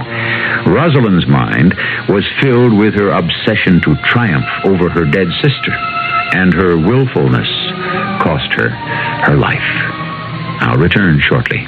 Somehow you fought the temptation to buy a new Buick Century until now, because you figured that along about this time, your Buick dealer just might be as anxious to talk to you as you are to get a Century. Well, you shrewd rascal, you were right, which means you and that Century can get together now with a deal that may surprise you. Buick Century. Yes, you can. At your Buick dealers. Yes, you can. Yes, you can. Here's something to think about. How would you feel if you knew for a fact that somebody was trying to kill you? Not just an ordinary man, but a professional assassin paid $10 million to make sure you are very dead. Read Alistair MacLean's new novel, Sea Witch, a story of trained assassins and beautiful women and a man marked for murder. Sea Witch by Alistair MacLean. Read it quickly, because it's written like a nuclear bomb set to go off in seconds. Sea Witch by Alistair MacLean. It's a killer. Now in paperback from Fawcett.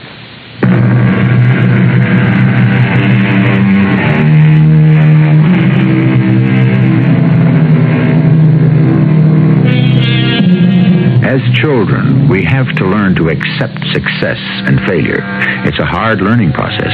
When a small child is denied something he prizes, he most likely throws a tantrum.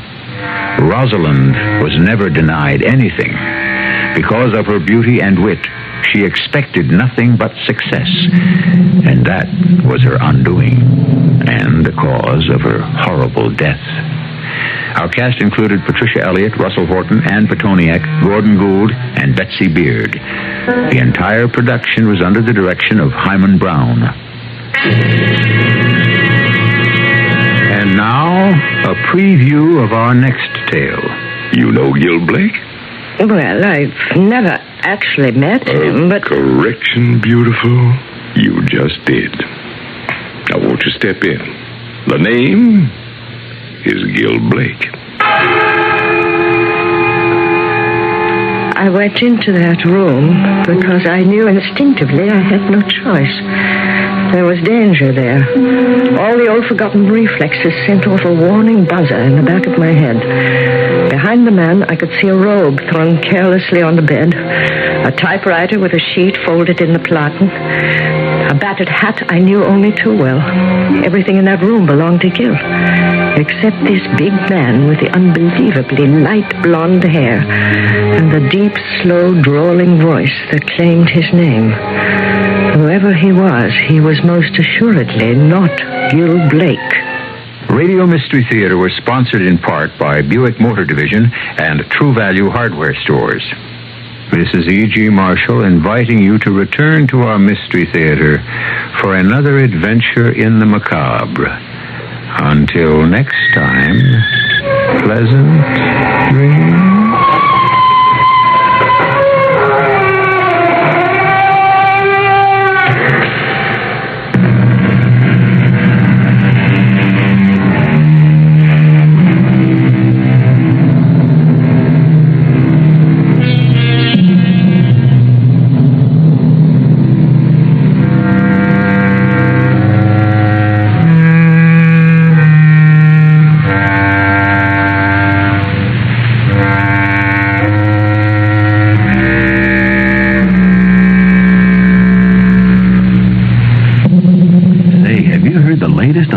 Super Saver fares? I know, I can't believe it. They're so low. Well, believe it. If you catch a Delta night coach, you can fly for 40 to 50% off the regular day tourist fare on round trips. 40% off on weekends, and wow, 50% off on weekdays. Or if you take a daytime flight, you can get 30 to 40% off regular day tourist on Delta round trips. Isn't it something? 30% off on weekends and 40% off on weekdays.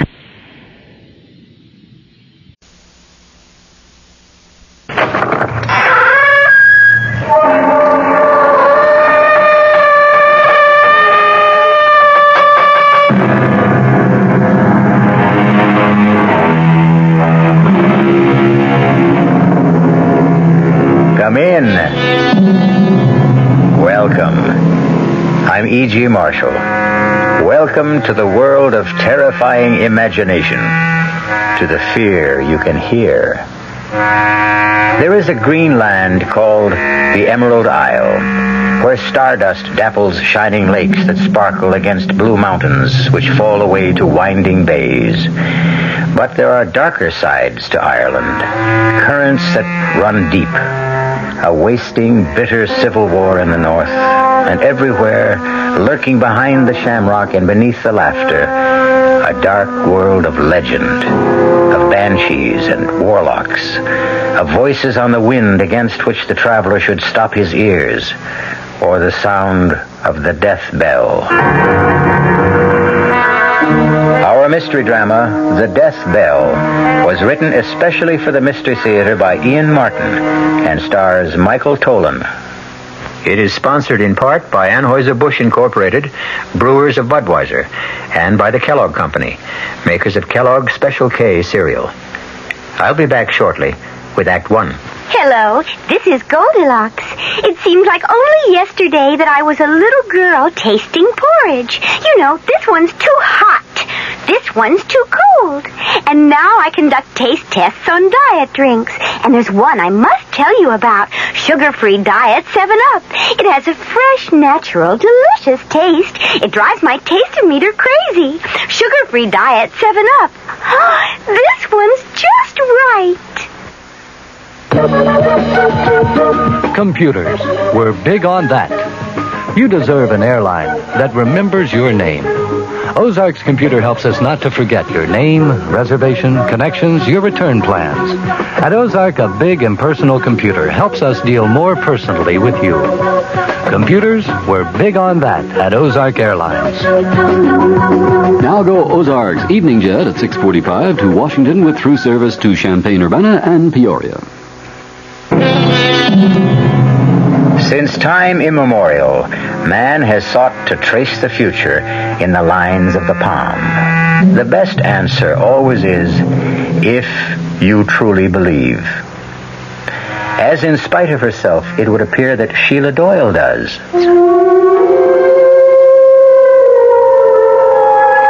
The moment I clapped eyes on Benny's cousin from the States, Brian Mackin, there was a bogle tugging at my skirts. And the one look in his hand ran the blood in me cold. for I never saw a shadow plainer.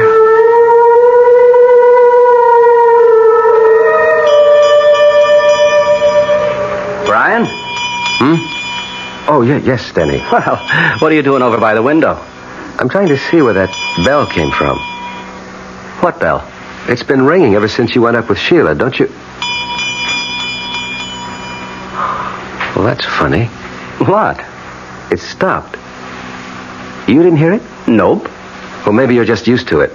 Don't you have some kind of a bell around here? Well, the church? No, not a church bell. Something much smaller, like, on an animal, maybe. Well, there aren't any animals around. Oh, well, maybe I'm just hearing things after that scare Sheila threw into me. Oh, look, Brian, I'm sorry about that. Sheila's as level-headed as they come about everything except some of the old country superstitions. She wasn't kidding, you know. She really believes in a lot of this. Well, forget it, Denny. I'm not worried about me.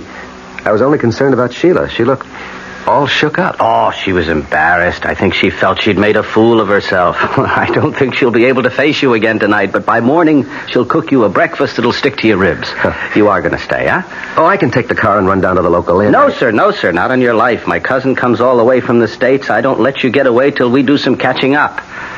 Catching up? Yes. I want to hear all about your wife. My wife? Yes. Sheila and I are so sorry she didn't come along with you. She wasn't feeling herself at the last moment. Yes, I know, so you said. You see, this isn't so much a trip. It's more a sort of pilgrimage. A what? I want to find Carrie Kleiner. I want to see it for myself. If it exists. What do you mean? Well, Brian, I always understood it was just a family legend.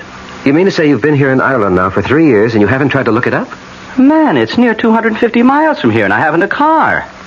Anyways, it wasn't my side of the family. Well, it was mine. Or should have been. At the very least from my mother's side. You know that. Well, I honestly don't. All I know is that my mother used to ramble on when she got older about how there was royalty in the blood somewhere far back and the ancestors lived in a castle in the north. Carrig Kleiner. It was a castle. The Carrigs were said to be in the direct line of descent from Brian Boru himself. And it was a family custom to name the residence for the family name and for the wife who reigned over it. My great-great-grandmother, Kleiner, was married to the last of the line, Lord Carrig. Your great-great-grandfather? That's one of the things I'd like to find out. See, I think he was. You think? Lord Carrig didn't. He killed Kleiner and threw the man he said was her lover from the balcony over the sea to be smashed to death on the rocks below. And he sent my great-grandfather to be brought up by his wife's family, the Mackens. Your great-grandfather? You mean Carrig's son? He refused to recognize him. Claimed he was illegitimate. I see. Well, now, look. Looking for an old lost castle is as good a way as any of spending a vacation. You'll get a chance to see a good bit of Ireland on the way. Now, come on. Let's go get your bag out of the car and I'll show you to your room.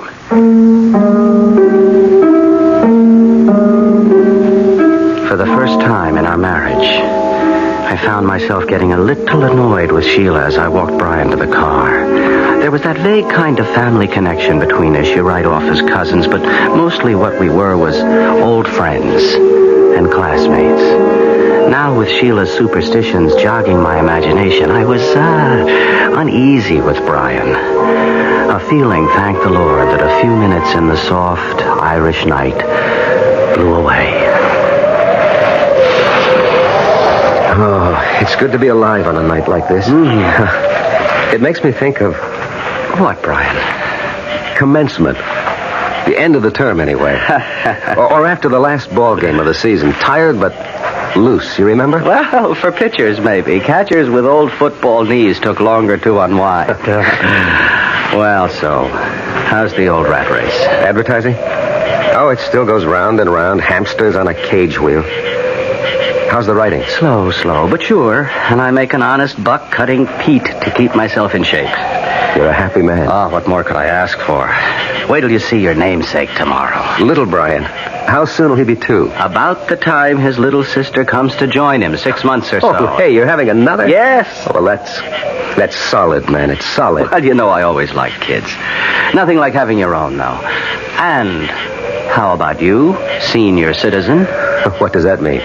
Well, you have been married longer than Sheila and me. When are you and Gloria going to have yours? As a matter of fact, Gloria got pregnant 7 months ago. Oh, and you're trying to keep it secret.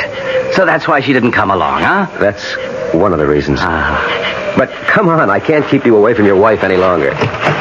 Here, just let me get my gear and we can hit the set. Oh, there's no hurry, no hurry. For my money, we could sit up all night and shoot the breeze. Well, that'd suit me if I didn't have a long journey ahead of me tomorrow. Oh, I see. You're still determined to go chasing rainbows. I heard the door close when I left the house, and had gone to the window to watch Denny and Brian talk at the car. I couldn't hear the words, but at least Brian's arms slung around Denny's shoulder eased my mind enough to make me go to bed. Still and all, even with the soothing sound of their voices rumbling below and their laughter, it was long before I fell into an uneasy sleep. Oh, Danny? Oh, I'm sorry. Shh, Sheila, shh. Darling, go to sleep. It's all right. I was half on to waking. Turn the light on. No need. I'm all undressed. Just come into bed. And did you get Brian settled? Yes. He's snoring already. By the time I closed up and looked in on little Brian, he was dead to the world. Darling, what's wrong? You shivered. Oh, it was maybe a hair limped over my grave. Hold me. Who needs to be asked? Sheila, you're wrong about Brian. What way? We've had a long talk, just like old times. I never felt closer to him. Well, I know you've missed him since you came away here. We were always more like brothers than cousins. Well, I'm not saying he isn't tense and all wound up, but that's old stuff to me, Akushla. Oh, you're making to be a real Irishman again. Well, next to you because of you, and grateful I am. Are you for real, Danny? Don't you know? Oh, Sheila, I used to be all tied up in knots like Brian, and that's all it is, you see. Well, I hope you're right. You haven't heard the best news yet. What? Well, you're not the only one that's carrying a heart beneath your own. Gloria's expecting. Brian's wife? When? Before you. That's why she didn't come along this trip. Well, that's good news, Denny. I want to be happy for your friend, your cousin, your brother, almost. Well, so you can be. Sheila. What did you think you saw in Brian's palm? Don't ask me. First of all, because I have no words to tell you, and second, I'm praying to sweet Mary to forgive me, for I'm hoping it was himself who's only giving me a warning not to meddle in the Lord's business. The night is quiet outside, except for the tinkle of that far-off bell. There's a kind of peace. I had to stop here with Denny, touch normal life, if only for a moment. I will not think back, and tomorrow must wait till I find it. I know what it will bring to so many people. I wonder what it will bring to me, Brian Mackin. The last thing I hear is the bell, lulling me to sleep.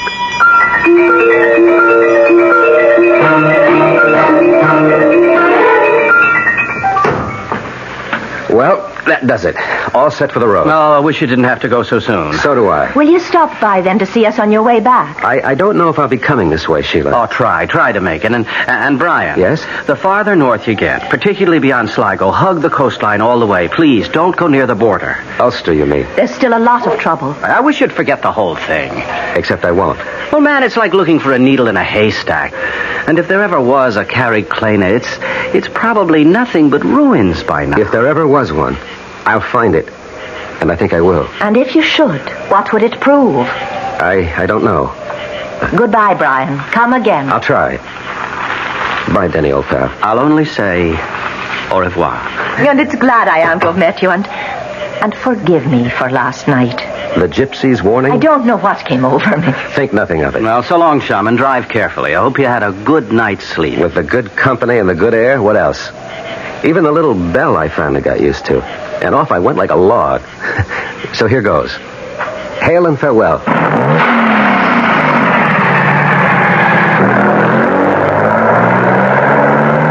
What was that about a bell, Denny? Search me, Mavourneen. When I came downstairs last night after I took you up to bed, Brian was by the window. He insisted he could hear a little bell ringing somewhere, but I couldn't hear it. What kind of a bell was that? Like it was on an animal, he said. Not like a cow, but more, say, like a goat. The Lord and all his saints be praised. No, what is it, Sheila? We should call him back. He should get out of Ireland. Oh, what are you getting all riled up about now, honey? I told you he was holding the shadow of death in his palm. Now I know I made no mistake. There's no bell in this town he could have heard, like you said. Except one. What? The one that's only heard by him it sounds for, and I know it for sure. 'Twas the death bell. Is Brian Mackin really marked for death? And if so, how soon? And how? We will return shortly with Act 2.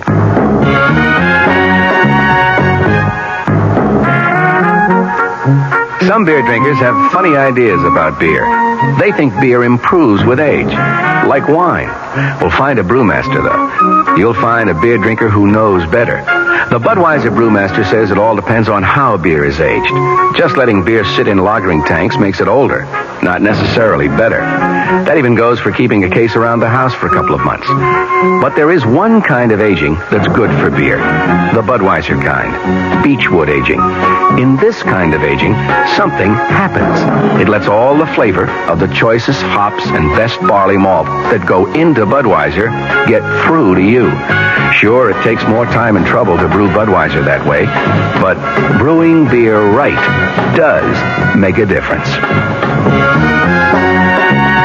Anheuser-Busch, St. Louis.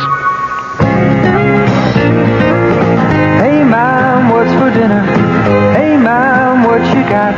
It's time to get ready for the great outdoors, and your ShopRite supermarket has everything you'll need for cookout dinners and fun in the sun. And for this week's dinners, ShopRite is featuring whole grade A frying chickens, just 37 cents a pound.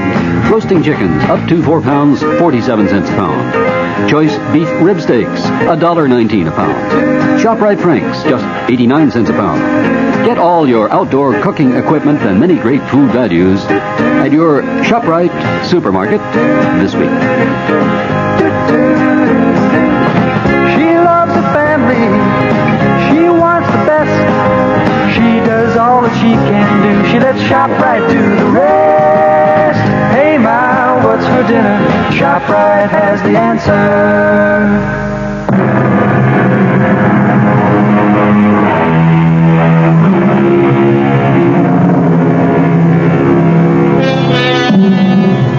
250 miles is a short day's drive as we reckon it in the good old US of A. But through the length of Ireland, stopping more and more in the last 50 miles to ask the still unanswered question, do you know of a castle in these parts called Carrigclena? It's a long, long trip that at last has brought Brian Mackin to a little bridge across a valley stream. Stopping there to eat the lunch Sheila put up for him before he left, he has scarcely finished it as twilight falls. Then, as he dozes for a moment, back against a tree... What? Pull him up! Pull him up! I can't! Throw him! Hold on, don't get thrown! Oh, boy! Oh, easy! Hold up there! Hold up! All right. Easy, boy. Easy. All right. Are you all right, ma'am? Yes, and I'm much beholden to you, sir. Oh, it's my pleasure. What happened? Well, something frightened my horse. I lost control. May I have the reins, sir? All right, now, stay, boy, stay. Here you are. Oh, thank you, Mr. Brian Mackin. How do you do? I am the Lady Clena Carrig. What? I said I'm Lady Carrig. Of Carrigclena? Well, naturally. Then it does exist. I should hope so. I was just on my way home. Where is it? Just across the bridge and over the hill. Oh, now that I've regained my composure. On my soul, you do look familiar. I didn't catch your name. Brian Mackin. Oh, no. No. You must be mad to try to intercept me here. Run, Brian. Run for your life. Reach him. Yes. Wait a minute, my lady. If you value your life, stay away from me. I am frozen at her sudden flight. Then suddenly I find myself running after her, laboring for breath over the last burst to the crest of the hill. Oh, damn, the light going. But where? Where? She couldn't have just disappeared into thin air. But she had. In the lowering darkness, I can see the long sweep of the countryside down to the rocks and sea cliffs. And there's no sign of horse or rider, or of any destination they might be bound for, nor any road for a horse to follow, much less my modern car. For the moment, I realize I must return to my car and seek some lodging for the night.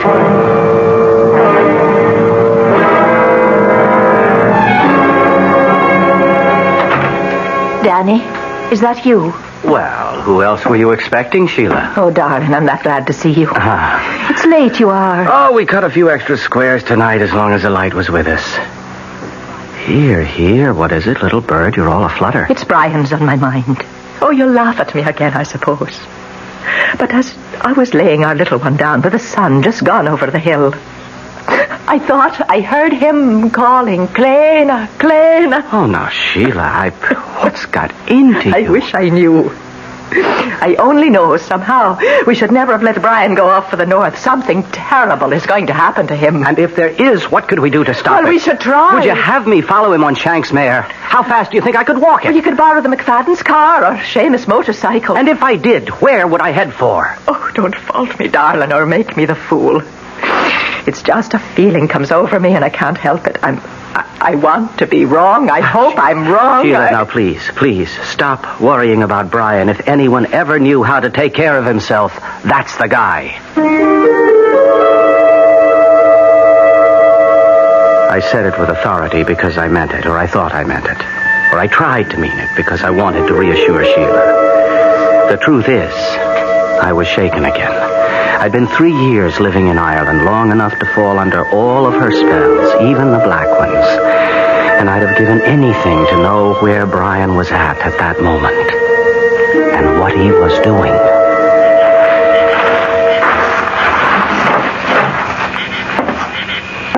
Excuse me, gentlemen. Sorry, closing time is posted. I wasn't looking for a drink as much as I was for accommodations tonight. Well, now, as to that... I'm willing to pay well for it. An American, is it? Well, for that much, I suppose we could be after finding your room and a bite to sup. And perhaps a little information? We're not for doing much talking around these parts, in particular to strangers. What would you want to know? Well, something very simple, I hope. Would either of you know where I could find a place called Carriclena? Carriclena? Yes, now. What would be after bringing it to these parts looking for the likes of Carriclena? Well, till late this afternoon, only a dim hope of finding it after all these years. For private reasons. Oh, and what would the private reasons be? Family ones. My great-grandfather was born there. Was he now? And what was it that late this afternoon gave you the good hope of finding Carriclena? I ran into someone who lives there. Who lives there? Paddy? Will you hold your tongue, Mick?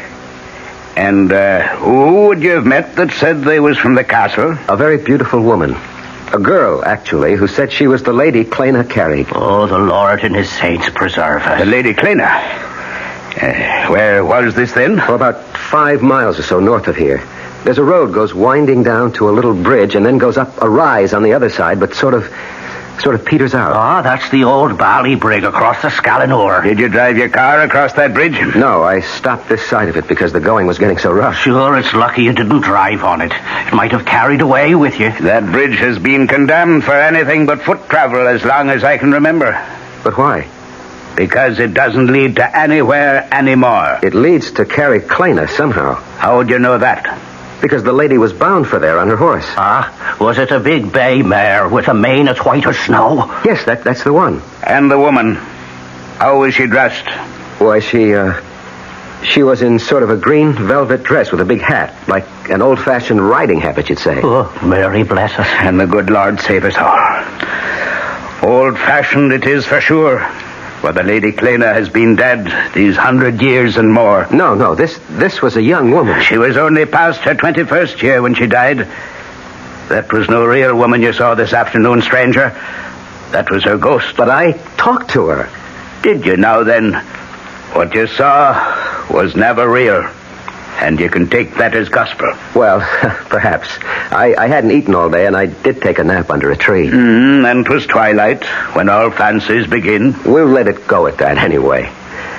But Carrie Kleiner, is that just fancy, too? Well, now, as to that... Must you always put your oar in, Mick? I'm talking to the gentleman here, Mr... Mackin. Brian Mackin. It is a good Irish name. I mentioned that my family came from Ireland. So you did. And at least you've had the sense God gave you to come back. I'm Paddy Flynn, and the little runt here is Mickey Mahan. The top of the evening to you. Is it back you are to stay, Mr. Markin? That depends on what I find at Carrie Kleiner. It's little you'll find there. Deserted and empty, and blown by the winds for a century. It's not but a ruin. Not worth the effort to go by it. And sometimes at nightfall, there's a woman's voice that'll call, "Come away, come away," and ill betide the man who listens. Well, just the same, I want to see Carrie Kleiner. Can you guide me there? Not by night. I wouldn't stir out by night for all the gold in a leprechaun's hoard. Maybe tomorrow. We'll see. It's time we were all to bed. Come, I'll show you your room, Mr. Mackin.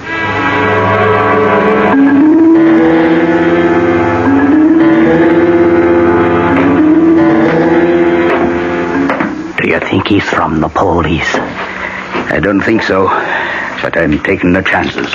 Sure, and what are you doing there? I'm making Mr. Mackin a little nightcap, as he requested. Only it will be a little stronger than he expected. How is that, Paddy? Sure, I'm giving him a little extra dividend. Your namesake, as you might say. Who will that be at all? Mickey Finn. I never heard tell of him. Well, now, that's because he emigrated to Chicago, USA, long before your time and mine. But he gave his name to what's in this little bottle here. Well, it looks like no more than bog water. It'll make you sleep a deal sounder. Now then, you'll take this drink up to him, whilst I go arrange for the truck. It is a good thing we have a full moon to work with this night. To work? Isn't it obvious the guns are no longer safe at Carrie Kleiner? We'll have to have them up and away over the border by morning, before our American gets to nosing about. Wish 'twere that going by the castle by the dead of night. How else? But she'll be walking again by the full moon. You heard Mr. Mackin saw her abroad and scarce before dark. What kind of soldier are you, Mick, that starts at shadows? Now, let's have no more nonsense out of you. And away up with a drink to Mr. Mackin.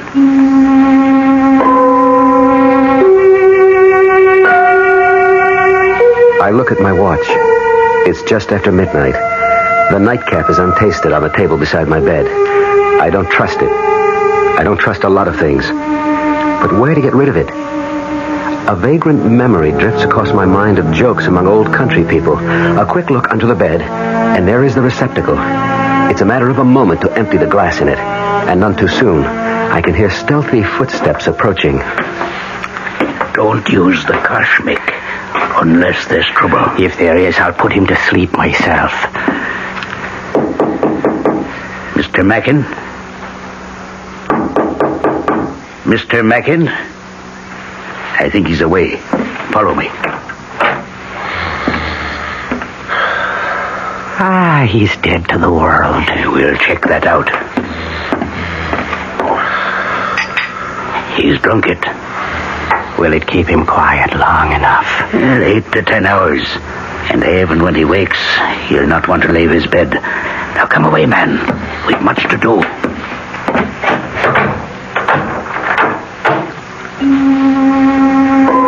Lying on my bed, snoring, pretending to be asleep, I have listened to everything. But the fall of that heavy lock tells me once and for all, I am a prisoner. But as I wait for them to leave the house, I know that nothing will keep me from Carrie Kleiner. I have an appointment there that's been waiting 100 years. And even now, in the still of the night, I can hear the far-off tinkle of that bell and a voice crying. Come away, Brian! Come away back to Carrie Kleiner!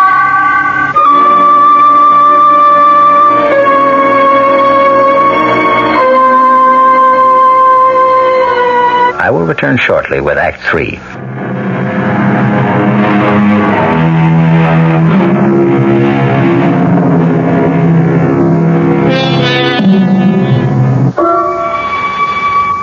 I stand by the window, carefully on the side where the moonlight cannot cast my shadow, and watch the courtyard of the inn below. A small truck like a weapons carrier is there, and Patty and Mick climb into it. In a moment, it is gone to a destination I can only guess.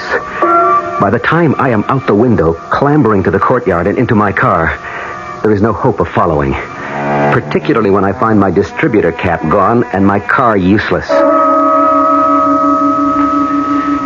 It's a long, agonizing walk for 5 miles, even on a moonlit night. And by the time I have crossed the bridge and climbed to the ridge above, I am at the ragged edge of exhaustion. But there is a reward. Far below, against the restless sea, there are pinpoints of light that move. I am near the end of my pilgrimage, and the bell is sounding again.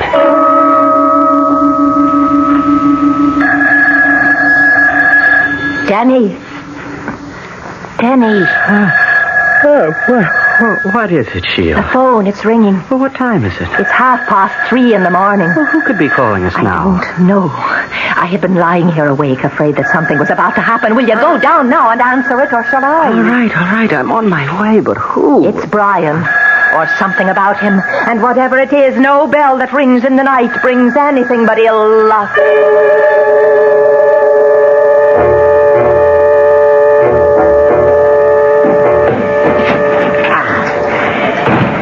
Is that the last of them? Not by a long shot. And damn the moon. It's off away behind the clouds again. I wish I was off away with it. What's the matter, Mick? Are you afraid a banshee'll howl you off to your grave? Well, there's little I like at all about this night. We're all stretching our necks across the gibbet one way or t'other. Well, the sooner we deliver these guns over the border, the safer we'll be. I wish now I'd stood away with the ship that delivered them 3 days ago, and I'd be out of this in the way home. Well, you didn't. So let's have at it and get them away from the storehouse before... Wait a minute. What is it? By the ridge there. The silhouette of a man. Let's get the truck away and hidden around to the seaward side. Hey, you take it. Give me that cush of yours, and I'll handle whatever comes this way.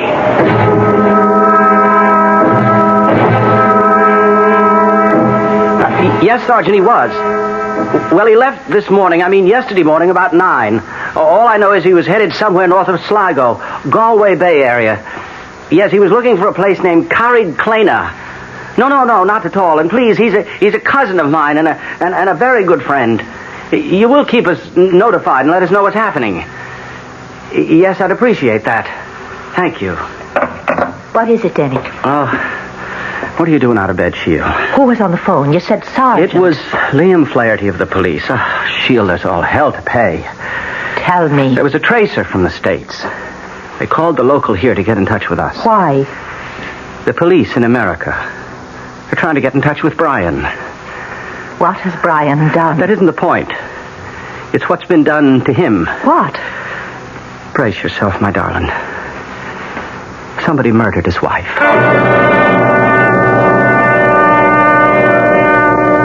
A moment ago, on my way down the hill, I could see Carrig Clena full in the moon. What do they mean it's a ruin? It was just as I pictured it. Turrets, mullioned windows with diamond-shaped glass panes, great oak doors, and ivied granite. Now with the moon hidden, its silhouette looms over me, reaching out to me as I come home at... Oh, you didn't have to hit him so hard. I wasn't taking any chances with Mr. Mackin this time. Is that who it is? Say for yourself. How'd you get over the drink and away and here? No time to worry about that now. You think he is police or maybe the British? Whatever he is, we'll decide that later. Let's get the guns off and away first. I'm standing in front of the great door of Carrig Clena, and I know that everything's going to come clear at long last. I reach out and pull the bell. Even the bell is familiar, although I cannot quite place where I've heard it before. And now, the door is opening. evening, Brian. We've been waiting for you. Good evening, Your Lordship. I'm sorry I'm late. No matter. We've but just finished dinner, and her ladyship is with the child. Will you join me in a glass of mulled wine? At your pleasure. I've not seen you for some time, and... the devil. I forgot. I must catch my sea captain before he leaves, to send some packets. Will you forgive me? I should not be over 2 hours or so. May I hope you'll attend milady in my absence? I should be happy to, except... Would you not rather I transmit the packages for you on my way home? No. I must have certain words with the shipmaster that I alone can bring. Besides, I would not deprive Kleina of some outside companionship. We're so isolated here, it would be cruel to deny her a new face to brighten her solitude. The hour is late. Perhaps it would be better... No, I won't hear of it. You shall be our guest for the night, and I shall be back post-haste. I'll try to make it in as close to 2 hours as possible. Meanwhile, make yourself completely at home. I am in a dream, I suppose. For by my host's clothes, the speech, a calendar I find on the wall, I am back in the past over 100 years. But more important, I am within the walls of Carrie Kleina, and the riddle of my whole life, I feel, is near to being solved. When Lord Carrig leaves, I am too impatient to wait for my answers. So I climb the great staircase to Kleina's bedroom and knock on the door. Who is it? Brian. A moment. What are you doing here? I grew tired of waiting for you to come down. My husband, he's... Lord Carrig has ridden to town. It will be 2 hours before he returns. May I come in? I shouldn't let you. It's too late. I thought you'd left for good 2 years ago. When I lost you to him, I meant to. But for a while, I stayed hiding in the fen. Oh, I know you were seen. Do you know what you've done to me? And why do you come back now? I wanted to see the boy. By what right? Is he mine, Kleina? I have to know. Is he mine? No. You called him by my name. It was a foolish choice. Why? Because I loved you. And now? Oh, Brian, the years have come and gone. Lord Carrig is my husband and the father of my child. And I have a whole new life I've learned to accept. I still want to know if the child is mine. Let me go. When you answer me. How could he be yours? He was born 10 months after I married Lord Carrig. Then why does everyone whisper he's mine? Because you didn't leave as you promised. Why didn't you take yourself right out of my life? But there was nothing between us after your marriage. We know that, but no one else believes it. They still think the child is mine. Even Lord Carrig. I can't imagine why he could have welcomed you here tonight. I can't tell you how he... Wait a minute. What is it? Hush. Dear God, he's here. You killed me. Over my dead body. And here it is. The moment I've reached back through a century for. The one I want to change. It's today I want to bring back. And Gloria and my own child that I killed in one moment of anger and hate as Lord Carrig plans to do with me and Kleina now. I have only one chance of bringing Gloria back. To change history. Or at least to set it right. He's coming up the outside balcony stairs. Through the French windows. Run, Brian, he'll kill me if he finds you here. I'll kill him first for doubting you. In heaven's name, no! Lord Carrig? Hold. So once again, you tried to steal my wife. Put up your dagger. I am unarmed. So much the better. You first, and then my wife. This time not so easily. I'm not the hunted, but the hunter. Look to yourself! He stands with his dagger half raised, frozen with inaction as I hurtle myself towards him, hands raised to shield and grapple and destroy him. But what I reach for is nothing but a shade. My outstretched hands grasp only air, and my hurtling body passing through his spectral waist crashes full tilt against the crumbling battlement, which gives way like powder. And of a sudden, just like the lover in the ancient legend, I am plummeting like today's skydiver towards the rocks below. And in this awful moment, I know that I was just as wrong about my wife Gloria as Lord Carrig was 100 years ago about Kleina. small comfort now to know that I am legitimate. As the rocks below rush up towards me like an express train, and I am no more.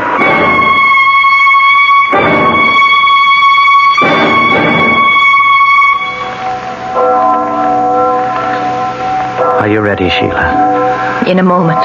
What is it, darling? That bell. I don't know if I ever want to hear a bell in my life again. That's only the church bell. We didn't ever hear the other one. What happened to him, Denny? Oh, I'd have to be God to answer that. He snapped. The way a lot of us do when life spins us around too fast and curdles our brains. Why do you think I ran away from it all and came here to find peace? Brian really killed Gloria. He'd had a nervous breakdown 2 months ago. He escaped from the sanitarium. His obsession about paternity had put him there, and Gloria was asking for a divorce. He lost his head. She lost her life. But how did he think he could escape by coming here? I don't think he was looking for escape, but... Oh, I know it's such a writer's word, but... expiation. Are you saying, then, he was after taking his own life? We'll never know, Sheila. The police say there's some evidence that the IRA were using Carrick-Clana as a depot for smuggled arms from the sea. Maybe he stumbled on them. The local folk would tell you that anyone in that haunted castle after dark, especially when the moon was full, was risking God knows what. And someone I know very dearly sensed he was marked by fate for death. Oh, don't. I wouldn't wish that on anyone. Perhaps for Brian Macken it was the only way. Let's us go give him a decent burial. And wish him peace at last.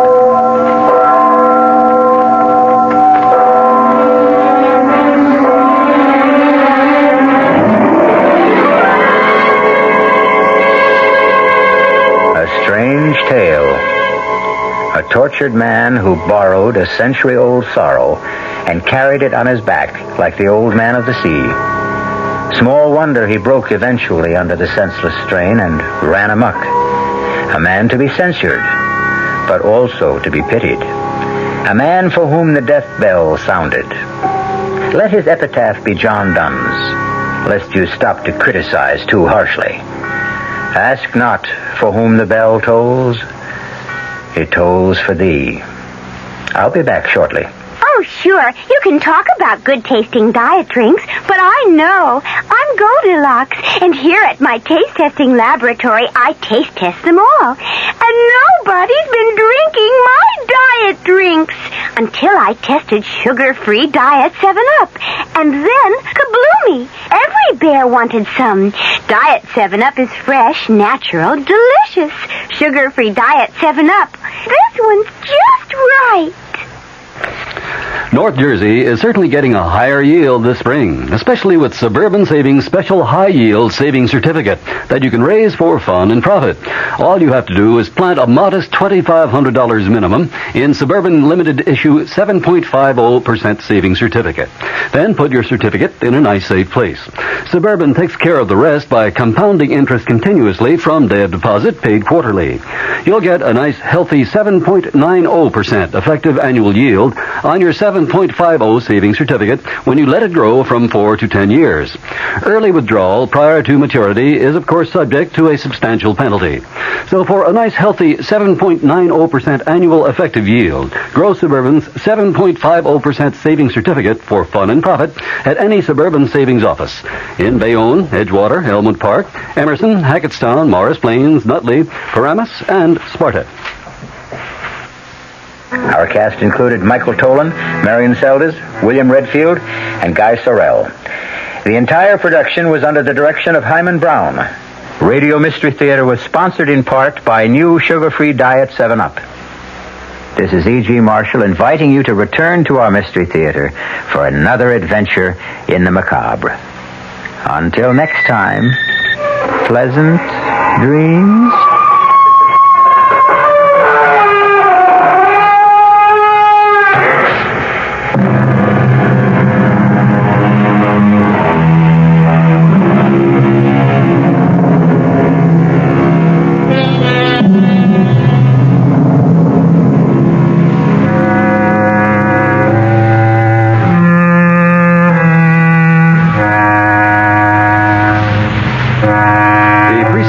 Mystery Theater program was furnished by the CBS Radio Network. This is Mary Helen McPhillips. Growing old may not be fun, but the only choice is to die, so hopefully most of us will grow old. And how to do it well is what we'll be talking about at 10:15 tomorrow morning on the Martha Dean program. Morton Puner, a member of the Gerontological Society, will tell us what we know about growing old. I hope you'll join me tomorrow morning at 10:15. Fulton Lewis in the Mutual Broadcasting System studios in Washington, D.C. Now, my commentary. President Nixon's Watergate lawyer said today that he's going to move to quash a Watergate prosecution subpoena for 64 more White House tapes. He would not say whether the president will abide by any adverse Supreme Court decision should that tape battle come to that. Facing a deadline of Thursday for responding to the subpoena from Special Prosecutor Leon Jaworski, the president's defense attorney, James St. Clair, held a broad-ranging news conference here in Washington today, a news conference in which he discussed the president's reasons for making public more than 1,200 pages of edited transcripts of the Watergate tapes. He also disclosed that the House Judiciary Committee is seeking more than 140 additional tapes for its impeachment inquiry. Discussing Jaworski's subpoena, St. Clair argued today that the massive public release of transcripts by the president yesterday strengthens his effort to have the subpoena quashed. He said he will move now on two grounds. First, in his words, especially now, clearly the prosecution must have enough evidence to proceed to try these cases. And knowing Mr. Jaworski, I am confident that he wouldn't have indicted these people if he didn't think he had enough evidence to convict them. Secondly, acknowledging that the White House has a duty to make available materials that would be helpful to the defendants, St. Clair today said everything we know of is in that book of transcripts. Everything is there. He also contended that there was a significant difference between the Jaworski subpoena and the one issued last year in the name of former Special Prosecutor Archibald Cox. He said the Cox subpoena, which led directly to the explosive firing of Cox, was on behalf of a federal grand jury, and the two court decisions that went against the president in that case were based on the proposition that the grand jury has sort of unique requirements. The Jaworski subpoena, on the other hand, St. Clair noted today, is aimed at providing materials for use in court trials rather than in grand jury deliberations. Asked whether the president would abide by an adverse Supreme Court decision should the Jaworski subpoena lead to a court fight and eventually reach the Supreme Court, St. Clair today said, quote, I wouldn't want to comment one way or the other because I have not discussed it with the president, and I would not want to presume on his decision. In any case, he said, I don't believe that we will come to that. St. Clair also was asked to outline the strategic or tactical advantages that the president hoped to reap by making public the massive array of edited transcripts. He cited the following as the basic consideration, and I quote, people were getting more and more imbued with the idea that the president had something to hide to the extent that it endangered the presidency. The facts ought to be known, and then let's argue about them. The president's Watergate attorney, James St. Clair, today volunteered that the staff of the Judiciary Committee is seeking tapes of 141, 142 maybe, those additional presidential conversations. He said he hoped the committee would take a second look at that request in light of Tuesday's disclosures and decide not to press it. Since most of these tapes are understood to deal with the controversies involving milk producers and the ITT, St. Clair was asked if he meant to suggest that the committees should forget those two issues. He said, based on what I know about it, the answer is yes. St. Clair made it apparent, however, that he is not opposed to providing additional materials relating to political contributions by the milk producers and the administration's controversial decision to raise milk price supports. He was asked if he felt that yesterday's disclosures might prejudice the cases of Watergate defendants that are still facing trial. St. Clair said, I do not think so, but as far as the conduct of the case is concerned, that is the first responsibility of the special prosecutor. Reminded that at one point in the bulky volume of transcripts, the president suggested to John Dean, who was then his private counsel, that witnesses in the Watergate proceedings might have conveniently faulty memories while under oath. St. Clair today said, as the president said, there are unfortunate remarks in there. Urging that the transcripts be looked at as a whole, he said the danger of this is to pick out a phrase here or a sentence there. The president's attorney also was asked if he thought it had been appropriate for the president to discuss at length payment of hush money to some Watergate defendants, as one transcript shows. St. Clair today responded, "I'm sure if he had to do it all over again, he wouldn't have done that." The president is looking to the American people for vindication in the Watergate issue, while House impeachment investigators meet tonight to decide their next move in the quest for White House evidence. A majority of the House Judiciary Committee evidently was dissatisfied with the edited White House transcripts that the president delivered yesterday in lieu of tapes of those 42 presidential conversations that the committee had originally subpoenaed. The panel's Democratic majority planned to stop short of any formal demand for enforcement of the subpoena in favor of seeking bipartisan support for a simple statement declaring that the president had failed to comply with the subpoena. It was clear from the time that the president disclosed his transcript plan on Monday night that the support he sought was far beyond Capitol Hill, that his eventual goal was to try to persuade the American people that he did have no advance knowledge of the Watergate break-in, that he had no knowledge of the cover-up of the Watergate issue, and that he was providing investigators with a full story of his role. For all of the 1,308 pages of presidential transcripts, there are nonetheless many uncertainties about just what the president did or did not know and when he knew it, and what he intended to be done. It was, as the president's lawyers and the president himself had said, a document that is marked by ambiguities. One White House covering statement that was delivered with the transcripts declared, in all of the thousands of words spoken, even though they often are unclear and ambiguous, not once does it appear that the President of the United States was engaged in a criminal plot to obstruct justice. Those words also created a picture of a president feeling increasingly embattled and frustrated by a scandal, the disclosure of which he considered inevitable, but which he hoped to control, possibly even avoid. And they showed the president considering many alternatives, many different options, including at one point the payment of some hush money to the original Watergate conspirators. The transcripts covered conversations between September 15th of 1972 and April 27th of 1973. There were a few critical meetings, though. There was one on September 15th of 1972. That was the day that the indictments were returned in the Watergate break-in case.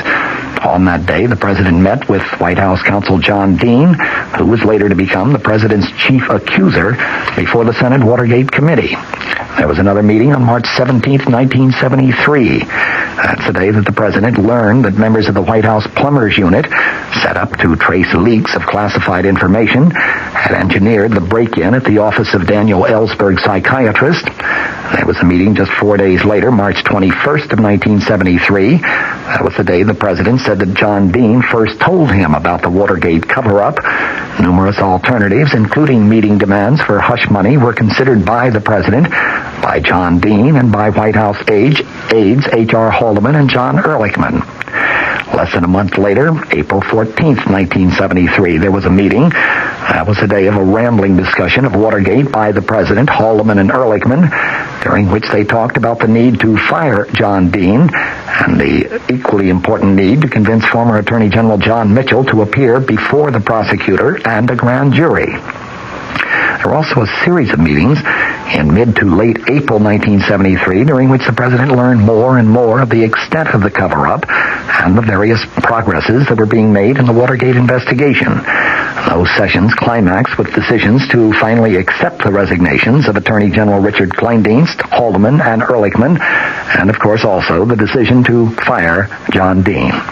After voting to revise oil taxes, the House Ways and Means Committee is turning to general tax reform, but a personal income tax cut does not seem to be on the panel's present agenda for possible action. The committee was at work again today on a sweeping series of items, ranging from cutting Social Security taxes to reviewing tax shelters and tax treatment of capital gains, and from tax provisions for single people and married couples to tax simplification involving itemized deductions. Tax staff experts told newsmen following a closed-door committee meeting yesterday that the panel plans to consider this material in the next 60 days and may have to omit some of these items from the list, but hopes to cover as many of these as possible. Missing from the listing of more than 25 topics, though, was a general personal income tax cut along the lines of a $5.9 billion measure that has been suggested by some members of the Senate. In the Senate, that body voted today to let states decide whether a motorist could buy group health insurance to cover accidental injuries. The action came as the Senate neared a final vote on no-fault automobile insurance, which would compensate accident victims without regard to who caused the accident. San Francisco Mayor Joseph Alioto announced today that police in his city have arrested 7 black men in the so-called Zebra Street killings carried out by a black group, which in Alioto's words was dedicated to the murder and mutilation of whites and dissident blacks. He told a news conference the police have pierced the veil of a vicious ring of murderers called the Death Angels. The Death Angels is kind of a reverse Ku Klux Klan. 12 whites have been killed, 6 others. The CBS Radio Mystery Theater presents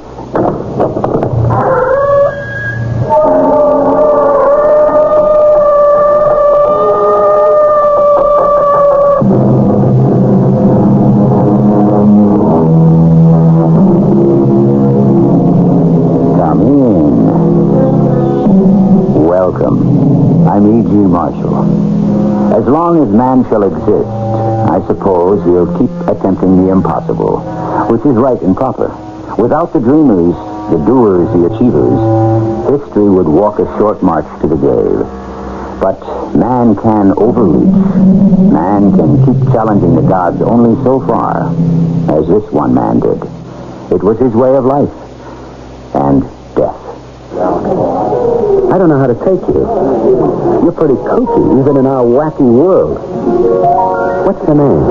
Oh, my private name is Lou Cipher. My circus name, in the act, is Diablo. Let's drink to new acquaintance, Vito. And to all the tomorrows we may spend together.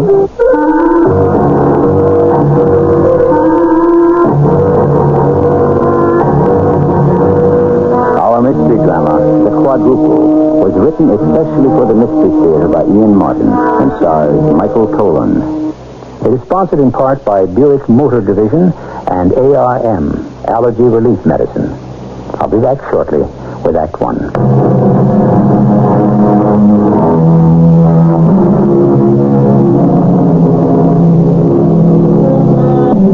Winter quarters for the greatest show on earth, the circus. The season is approaching, and all the acts are brushing off new routines, perfecting the impossible, preparing to present the fabulous and the unbelievable. And in the enclosed arena over the great safety net, the aristocracy of the circus, the flyers, are practicing. That's Vittorio Basso up there. The clean lines of his trim, muscular body made clumsy by the mechanic harness he wears. A safety device to break his fall if he should miss the throw to his catcher Manuelo. On the planned new climax of his act, the triple somersault. 40 feet below on the ground, Papa Basso is the coach. All right, Vittorio. Sure, Papa. This time I make it easy. Manuelo, sure. I see what is wrong, Papa. My fault. I hold ready to live. Bueno. So. Ready? Start your swing. Molto bene. Vito? Ready. Go. Higher. Higher. Perfettamente. Now. Break. Open. Touch. Ha. Hey, bravo. Bravo. Slack off on the harness. I'm coming down to the net. Give him room. Yeah. Well, Papa, we're in business. I have the timing. Get me out of this old lady. Of course. Mirabile, no? Yeah. It goes well. Edward, with such a safety harness, a tourist could do trapeze tricks. Oh? And without it? It is the flyer and the catcher defying gravity. Something else. I'm going up again to do the triple. Free as a bird. Hey, Manuelo, Fratello, we fly free, no? Whenever you are ready, Vito. Now! No. Why not? Because. Let me see your hands. Oh, some skin burns. A callus tore loose. Under the wrappings, there is no skin on your palms. You mad? We tempt fate. We fly in the face of God enough already. No more. Now take down the rigging. We're through for today. Manuelo, come on down. Why are you doing this, Papa? You think I'm not ready? I know it can happen. I can be Cadona all over again. Better you should not be him. But he was the master of the triple. But not of living. Everything to its time. Where do you need this exercise in mathematics with so much danger of death? Is the triple so important? You talk first to Mama. Ah, you know what you'll say. Maybe she is right. Vito. When is she not, Manuel? I can't listen to her. If I don't do it soon, Gaona or someone else will beat me to it. Let them break their necks, little brother. Better to be alive. Enjoy the girls and la dolce vita. The girls go only for number one. You wouldn't know anymore now that you're married. And maybe you'll never know what it is to be married if you keep carrying Logorigio della Morte in your heart. I don't have any death wish. I just want to do the triple. Ah, you've done it already 5, 6 times. Isn't that enough? No. I want to be able to do it every time. That is not possible, and you know it. What are you, afraid you can't catch me? I can catch anything you throw at me, if you're there. There are things like loose bandages, sweat, split seconds, lights. A million things go wrong if you press your luck. Danny, let it go. You walking out on me? I am your brother. I'll catch you. Because with me, you stand a better chance than anyone else. But not today. I know when I've had enough. You should listen to your brother. Yeah, to Mama and to you, Papa. But you won't. I don't know. Maybe I'm crazy. It's better to be safer than sorry. Yeah. Yeah, come on. I'll help you strike the rigging. But your hair. They've been worse. They'll heal. I'm not so sure about my velilita. With all the girls you have on the string, you should worry about proving that. I'm not trying to prove that I'm a man to the girls. I'm trying to prove it to myself, Papa.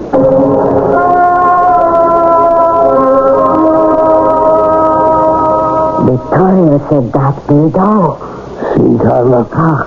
Man was not made to fly. It is an act against God and his angels.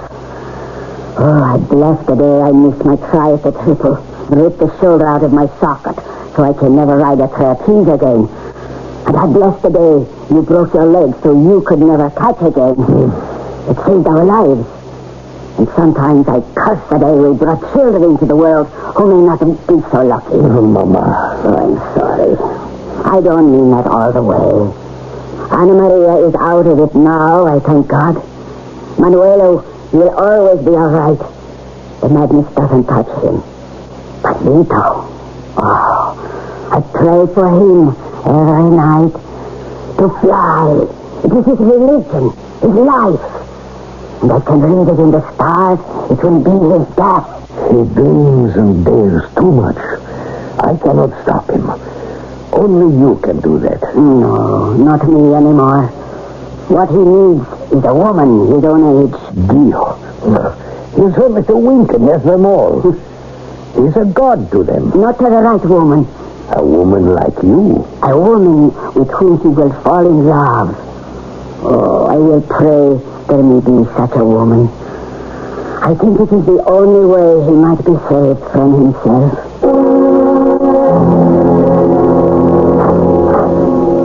Is the doc in? No, he's out on a call. Can I help? Oh, you knew? That's right. What happened to Ginny? The nurse who used to be here? Yes. She said this place was getting to be like a circus. She up and left. Are you coming in or not? Well, if the doc isn't here, why? On the other hand, you are. Yeah, maybe I'll come in. The only thing I'm dispensing is limited medical advice. What can I do for you? Well, you give me the cold shoulder. I'll tell you what I'll do. I could turn the other cheek, but instead I'll offer you my hand. Not the hands, that is. The mess. You skinned those pretty good. Those should be dressed and clean before they get infected. That's why I came to the clinic. But if the doc's away, No, maybe... I can fix them for you. Here, sit down. I'll need a history. Where would you like me to start? After your name. I already know that. You do? The great Vittorio. Who else could you be? Basso's a family name, right? Right. And your name? Nurse. Nurse what? Beg pardon? You must have a name. Yes, Nurse Williams. Oh, nothing a little more intimate? Nothing a little more intimate. Hold out your hands. I thought I'd already made the gesture. Shall we keep this on a business level, or do you want to wait for the doctor? You're giving me the treatment. I'll take whatever you dispense. Give me your hand. It's going to hurt a little. It already has. It would take more than me to bruise your ego, Mr. Flyer. You might be surprised, Miss Nurse. How about lunch? I have it sent in. Dinner? My place? We could send out. I'm not that easy. I didn't think you were.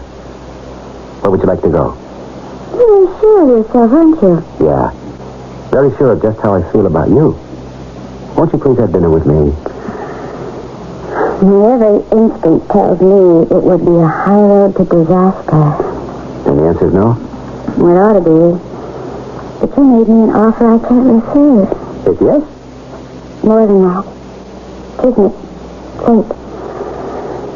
Now, let's see what I can do to fix you up.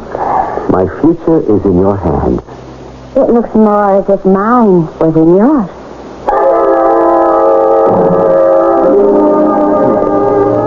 I see you have a problem with your hands. May I mix that for you? Oh, yeah, thanks, yes. I should have asked the bartender.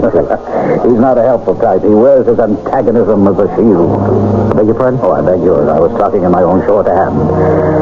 The trouble with psychology is you expect everyone else in the world to see it from your frame of reference. You're a psychologist? Well, shall we say it's a compulsive hobby? Mix it all with the soda? Yeah, please. You know, I wouldn't have thought of you as a drinking man. I'm not. It's a rare occasion. Can I help you with a glass? No, I can manage. You shouldn't, really. No. It's not for you. What do you mean? You are the great Vittorio. Every muscle, nerve, impulse must be always at your command. Booze knocks the edge off that. Right at the moment, I'd like the booze to knock the edge off the whole ball of wax. Because you have not mastered the triple? Mister, who are you? A fellow performer, if you will. I just joined the circus. What's your act? I'm a fire eater. Oh, sideshow. Oh, no, center ring. Center ring? The act is quite unusual. Wait till you see it. But that's of no import. What is your despair. Despair? Now, correct me if I'm wrong. You wish to achieve the triple somersault. Is it all that important to you? You can do it if you want to. Doesn't seem to be that easy. Suppose I could guarantee that you could. Mister, whoever you are, I can't tell you what I'd give for that. Your life? There wouldn't be much sense to that. If I do it and keep doing it, I want to be alive to enjoy it. No, I suppose I meant your eternal life. Like Faust? The pact with the devil? I'd have made that without a qualm. I don't believe in life hereafter. I know. What do you mean you know? Said I was a psychologist. And I'll tell you something else. You will do the triple. Perhaps even more. So set your mind at rest. How do you know? The knowledge is a gift. Let's clink glasses in a pact. What pact? That in this moment you believe with me that you can accomplish anything you wish. And what do I owe you? Nothing.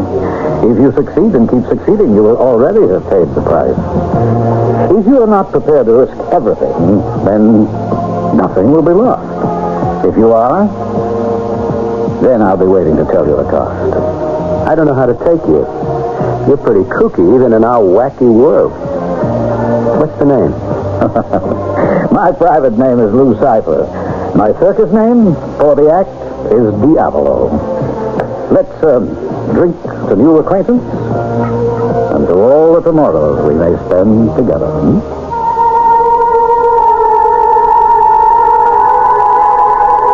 Diavolo, a perfect name for a fire eater. The devil. A psychologist? Well, after all, who has a better right to the title than the Antichrist? But aren't we getting ahead of ourselves? No pact has been signed in blood. Vito Basso is not deeply religious. And this is the 20th century. But do these limitations change the basic nature of man? I shall return shortly with Act 2.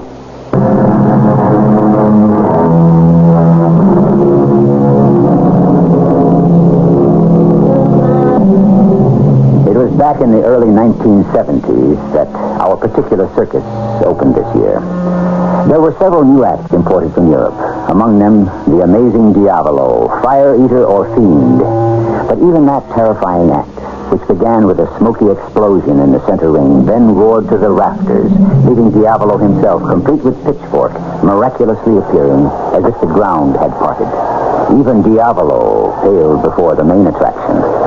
The darling of the crowd, the uncrowned king of the circus, the most daring of all young men on the flying trapeze.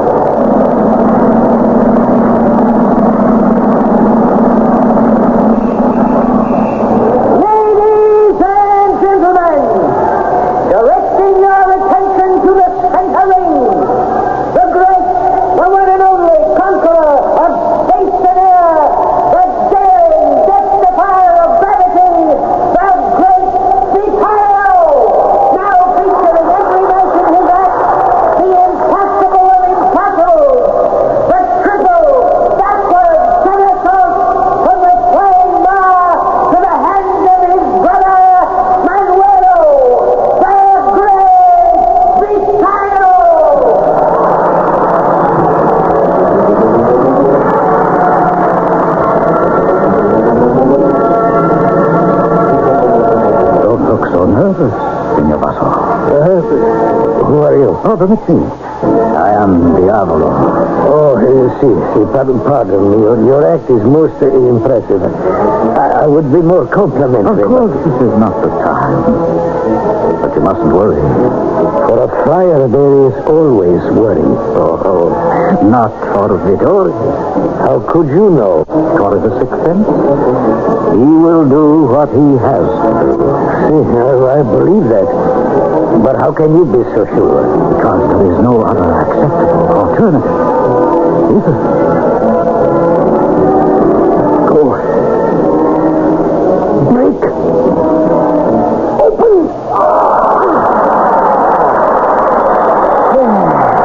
He made it.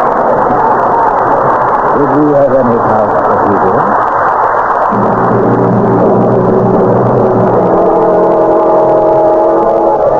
Hello, nurse. Hello, conquering hero. Do you always have to down me? On the contrary, I want to see you up and flying safely. How are the hands? They'll do. How was my triple? I don't know. I didn't watch. Milo, you don't understand. I don't know why I shouldn't. I was born out of the trunk next to yours. What does that mean? I call myself Williams now. It's my middle name. Wilhelm, actually. Milo Wilhelm Skoda. Ring a bell? The sky-high Skodas. Right. Till we took the fall. Were you hurt? No. My brother Werner pulled me back up to the wire. It was while he was making sure I had a firm grip that he slipped and fell like the rest. Not all of you. When the pyramid collapsed, my mother, my uncle, my cousin, my sister all went. Werner saved me before he was lost. That left us my father. But he kept on with the act. Without me. Oh, some cousins and other people. It didn't last long. Well, I went into nursing, and 3 days after I graduated, I had my first accident case. I bet you handled it like a breeze. Oh, sure. It was my daddy. He was doing a publicity stunt. Walking an overhead tram wire from the mainland to the island. Blindfold. In crosswinds up to 40 miles an hour. Guess where he ended up? I know. He was 71 years old. Not the worst time to die. Is there ever a good one? Some are better than others. A philosopher as well as an egoist. Oh, come on, Lilo. Lay off me. Do we always have to fight? Oh, what would you like me to do, Vito? Be a good little bunny like all your other little girls? There aren't any other little bunnies since you. Mila, what is it you want? I'll bring it to you on a silver platter. What I don't want, Vito, is you. That's not how we started out. Well, maybe I grew up in the meantime. With someone else? Oh, I didn't say that. Come out with me tonight, after the show. Let's talk about us. I can't. Why not? Will I have another date? Who? No, honest, I just want to know my competition so I can... Breaking in on anything? No, Lou, of course not. Oh, I had a feeling Vito thought I was. So you do kind of crawl out of the walls. All part of the illusion. Well, I wondered if you were ready, Lila. We are having dinner. Oh, of course, Lou. Vito, you'll have to excuse me. Or, are you hurt some way? Now, just a rope burn. Forget it. Well, I can treat it for Now, like I said, forget it.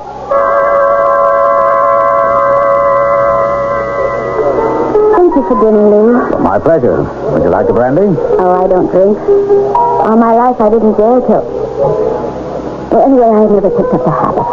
Not even after the fall? You know about this? I was in Europe when the SCOTUS fell. It ended their career on a high wire. It's not something I like to talk about. Oh, I'm sure. Still, I wouldn't want to see you make the same kind of mistake again. What does that mean? It's material battle, isn't it? I think this is a subject I prefer not to discuss. Even if I find him a rival of mine? How can he be a rival? Just because I went out to dinner with you, Lou, doesn't mean I expected to get involved. I'm not in the market for any long-term commitment. Even with the great Vittorio? Vito is the last person I'd want to find myself tied to. Why? Because the only thing he's in love with is death.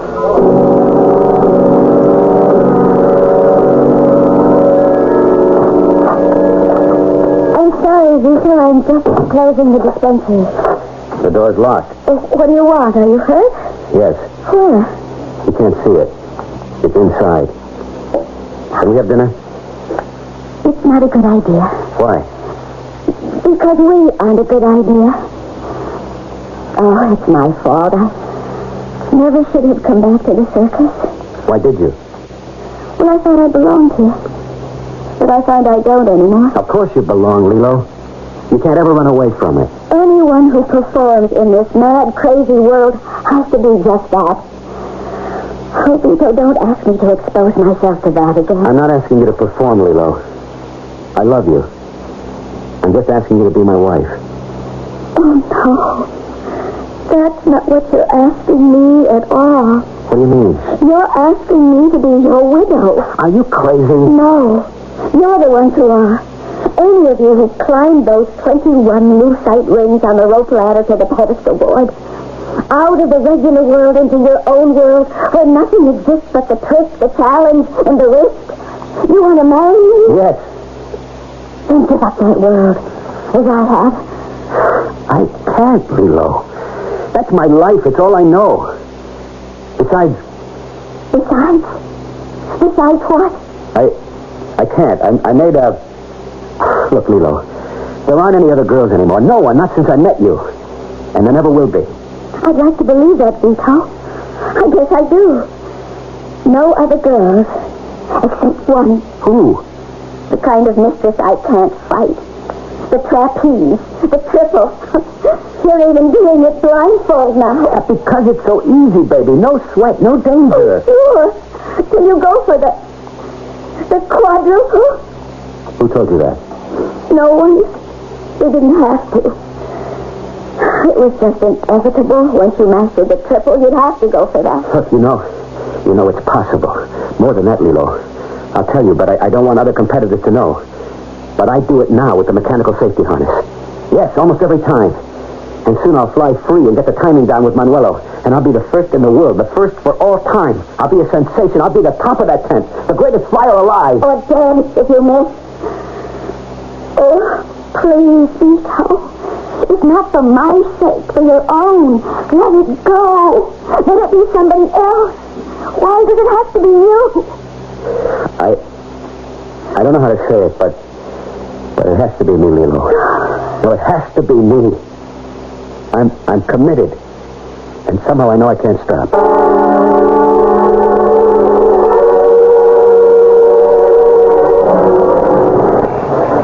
Ladies and gentlemen, your kind attention, please. Directing your attention to the center ring. An astounding and unbelievable virtuosity that its eternal fires will fill and kill you to the marrow of your bones. The one and only Diablo, who feeds and breathes on fire and comes to you at rocket speed from the burning bowels of the earth. Is he man, or is he what he claims to be, the devil incarnate? Ladies and gentlemen, Diablo!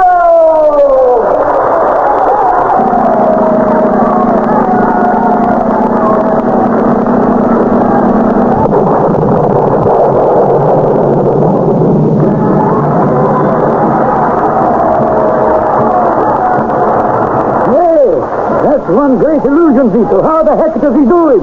You sure it's an illusion, Manuela? You don't think he's the real McCoy? I didn't to begin with. No, I'm not so sure. What are you giving me? The straight goods. I'm afraid the guy's got me hooked. On what? Hey, wait, man. You're not flying on anything else. No, I'm not on any stuff. Not the way you mean. It's just I made a kind of deal with Diablo there without realizing I was making a deal. I don't know where you're at, little brother. Because I don't know myself, Manuela. I'm scared. Oh, what? Read it this way. The guy really is the boy from down there, old Nick, or makes out to be. How could he touch you? You don't believe in all that junk, do you? When it comes we have to lay it on the line, I don't know. Come on, Manuela. We were brought up right. We go to early mass every day. And all the high masses, we can make holidays. We confess. Do you believe all the way? I don't know. Suddenly I'm scared I made a deal for the best part of me. Just because I wanted to be top dog in the circus. Maybe you shouldn't fly tonight. I think what you need is a good rest. Maybe some aspirin. No, I'll fly. But after I'm going to have a talk with the man. Get my head straightened out. I just realized it. My whole life is riding on just how real Diablo is. In the center ring, the man called Diablo lights his flaming swords and burning libations, swallowing them all. Certainly, he is the epitome of the devil incarnate. But is he? And whatever and whoever he is, does he hold the life of Vito Basso in his expressive hands? I shall return shortly with Act 3.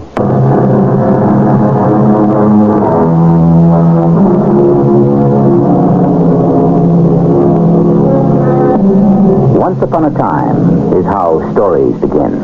I bring it up because we're considering one of the oldest stories in the world, the temptation of man, the enticements of the devil. But is it surely possible that in the 20th century the devil still exists and exercises his blandishments? Is the amazing Diablo only an extraordinarily persuasive and effective entertainer? Or could he seriously be exactly what he is named? A fiend from hell who has bought at least one soul from our circus. Master, no more today is enough. No, Papa. Stay up, Manuelo. I'm coming up again. What? The last people was perfect. What is left to practice? I'll tell you as soon as I'm back up there. What is it, Vito? You sound so strange. I'm going to do the quadruple, Papa. What? This is the time to try it. I know it. I feel it in my heart and my soul. I'll get the mechanic harness. No harness. Have you lost your mind? We know you can make the 4 somersaults, Vito, but the connection, it's never been done. I have to do it to rid myself of a debt, Papa. I won't allow you. You can't stop me. You know what the dangers are, Vito. When you come out of your top position in the triple, you're moving 60 miles an hour. And from the quadruple, it'll be up to 75. Within less than 1 second, you will have no chance to find Manuel. Manuela must find me. If he's a tenth of a second off, even less, you can miss under that speed go right off the end of the net. Miss it. I can pull in so I don't miss. But if you land wrong... Papa, it's something I have to do. Watch me. Tell me when to break.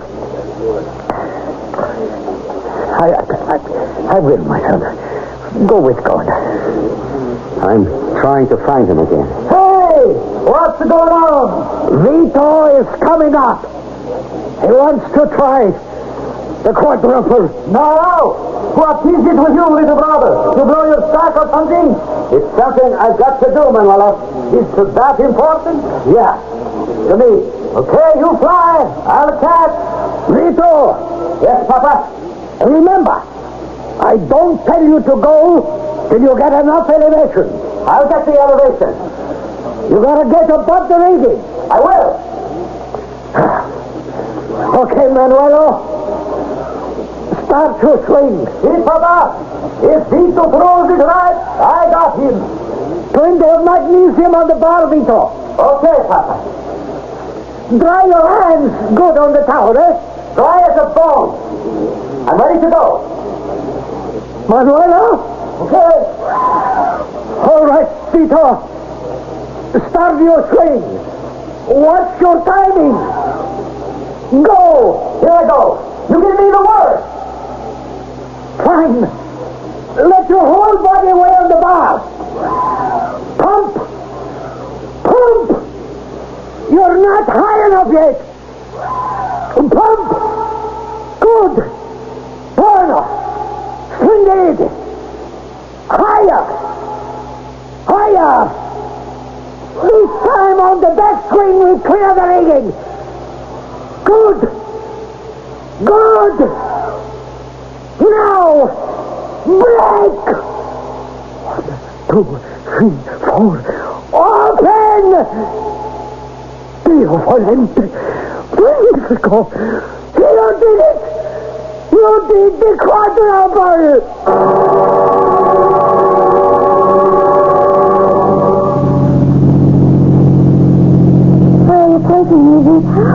I'm abducting you for nefarious purposes of my own. I knew I shouldn't have agreed to come out with you tonight. You afraid of me? I'm always afraid of you. Now, you see where I brought you? To the cloisters. There's a parking spot here just made for lovers, where you can look out across the Hudson and up and down. Here we are. Just look at the George Washington bridge. A necklace of shimmering diamonds about a lovely woman's throat. Why, Vito, you are a poet. I'm an Italian, and I'm in love. Come on, Lilo. Walk with me to the parapet. All right. Well, now we're here. What did you have in mind? Look down the riverside. That's the River Parkway. The ant world. The little people. How often have you looked down on them, Lilo? From the pedestal. No, that was a long time ago. But doesn't this being here bring back the thrill? The feeling of exultance? That you're immortal? It brings me nothing but the smell of death. I had to be sure you hadn't changed your mind. I'll never change my mind. I want you to marry me, Lilo. You know I can't. Or won't. Oh, most of it's selfish. I couldn't take it, Vito. I can't watch you fly even now. And if you were my man, the agony of fear would be too much every night. It would rip me apart. Lilo, listen to me. No, let me finish. I want children, Vito. I wish they could be yours. But I wouldn't bring them into the world knowing at any time, any moment, they could be fatherless. Or even worse than that worshipping you, they would end up flying too. Finished? What is there left? My turn. Tonight I resign from the circus. I cancel the contract. What? Tomorrow will be my last full performance. We break away then anyway for the road. If they hold me to it, I'll do only the showy stuff, nothing dangerous. No triple? No more triple after tonight. You would never be satisfied. I'm not selfish all the way. No, I would be satisfied. I'd be happy. Not doing the triple? Ah, it's only another trick. And what about the dream? The quadruple? I don't have to worry anymore. I did it today in practice. Yes, I proved it all to myself. I don't have anything to prove anymore. What are you saying? Once we take the vows, it'll be forever. Till death do us part. Hello, Vito. Drown your sorrows with me. What's your drink? I don't want to drink, Lou. I've been looking for you. I want to talk to you. Well, be my guest. Your seeking me out warms the cockles of my heart. It may disprove once and for all the biblical dictum, a prophet is not without honor save in his own country or his own home. What can I do for you? Tell me who you are. And I thought I was the one who was drinking. Lucifer, of course. Or Lucifer. Come, Vito, boy. You're confusing my profession with my private life. I am only Diavolo at the circus. I'm not so sure of that. The first time we made a funny kind of pact. A pact with the devil? I'd like to make sure it wasn't. Well, refresh my memory. What was our pact? No, wait a minute. I think I promised you that you would throw the triple and succeed. No, there was more than that. You implied you would return to collect full terms once I did it. And what did you expect me to collect, my friend? It could be my life. If I was Lucifer and really the devil. Are you? Yeah, I know this must seem foolish and childish, but Lilo and I are going to be married. And the least I can promise her is to stay alive. Vito, don't marry that girl. Because you want her for yourself? Oh, that's true, I do. But she doesn't want me. So I'm giving you, my friend, a plain, unbiased opinion. What? Everything I saw in you from the beginning. The obsessive drive to accomplish what no one else has ever done. Today, the triple. Shall I guess what it will be tomorrow? The quadruple. But I no longer have to dream it. I've done it. And that will satisfy you? Oh, no, Vito. I'm afraid you make me into what I'm not. But be assured, our pact, as you call it, can never be broken. You are the devil. The devil, mio amico, is inside ourselves. He calls the tune. But the melody we dance to is born in our own minds. The devil is our own creation. You have no one to fear but yourself.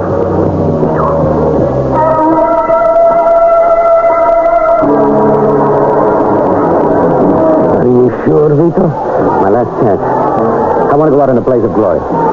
Supposing you miss. I can't miss. Today I'm free as a bird. It's my lucky day. It might be better if you do. What? You made Lilo a promise. If you make the quadruple today, how can you be sure you can hold to that promise? I can't worry about anything else now, Papa. Manuelo is in the swing. Give me the trapeze. You told the announcer. Yes, If you won't signal him, I will. Ladies and gentlemen, your attention, please. High above the center ring, we are about to see a feat which defies description. We are going to see the impossible for the first time. The great Vicario is going to fly the incredible, the not to be believed, the greatest triumph that any alienist has ever accomplished. The quadruple somersault from the swinging trapeze to the hands of his catcher and brother Manuelo. This is a moment in history.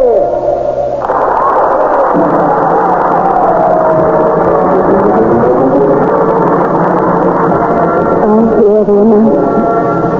I cannot believe it. Takes my breath away. I want to scream, but I have no breath. I want to look away. My eyes are riveted to that graceful figure as he swings back and forth in great arcs, forcing the trapeze higher and higher into the shadows beyond the arc light. High in the big top. I look at him, and I love him, and I know I have lost him. When the Vito takes off, I increase my tempo to match his swing. Once I am sure I am in sync, I slide down to my catcher's position. But all the time I am thinking, who needs this? Why take the risk? Swinging on the trapeze, using my body to drive it higher and higher till I get the altitude I need. My heart is singing, my head light and clear. This is where you belong, Vito. You lied to Lilo. You'll never be able to give it up. Then I'm into the somersault. 2 on the way up, 2 on the way down. In less than a second. Spinning so fast, the only thing I can orient myself on as I come out is Manuelo. And there he is. And our hands are right, wrist to wrist. And we make it again. Only it is too hot. Too humid. We cannot hold. We are clutching butter. And suddenly, after the shock of contact, I am flying free again. Only this time, I am out of control. My balance thrown off, even by that brief contact. And I cannot reverse myself or tuck up to come back down into the net. I'm flying for the apron. The end of it with the big restraining cable. And suddenly all I can see is Lou's face and hear his voice. The devil is our own creation. He lives in ourselves. The melody we dance to is born in our own minds. Sooner or later, you had to pay the penalty. At that moment, I hit the cable with the middle of my back.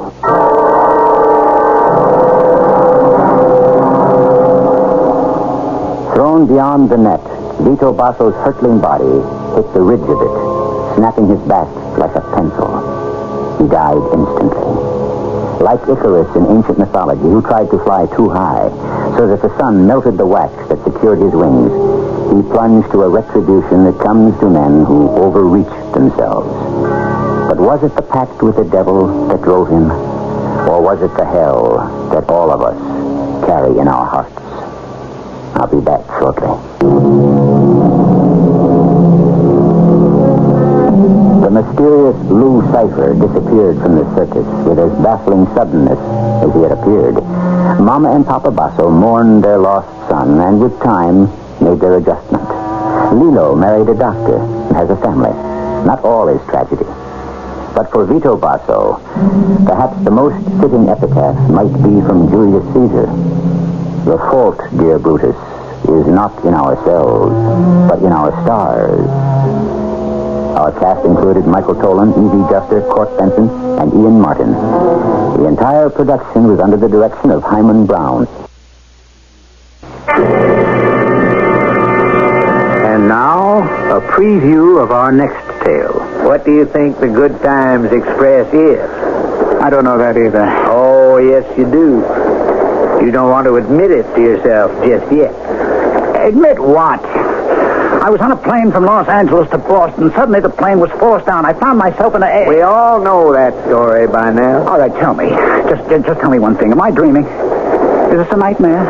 As a scientist, you should know there are no simple answers. For instance, what is a dream? Oh, no, don't start that. Well, you asked me a simple question. What's happening? What's happening to me? Only good things are happening to you. Good things? You're on the Good Times Express. But where am I going? Mr. Calvin Smith, you know very well where you're going. This is E.G. Marshall inviting you to return to our Mystery Theater for another adventure in the macabre. Until next time, pleasant dreams.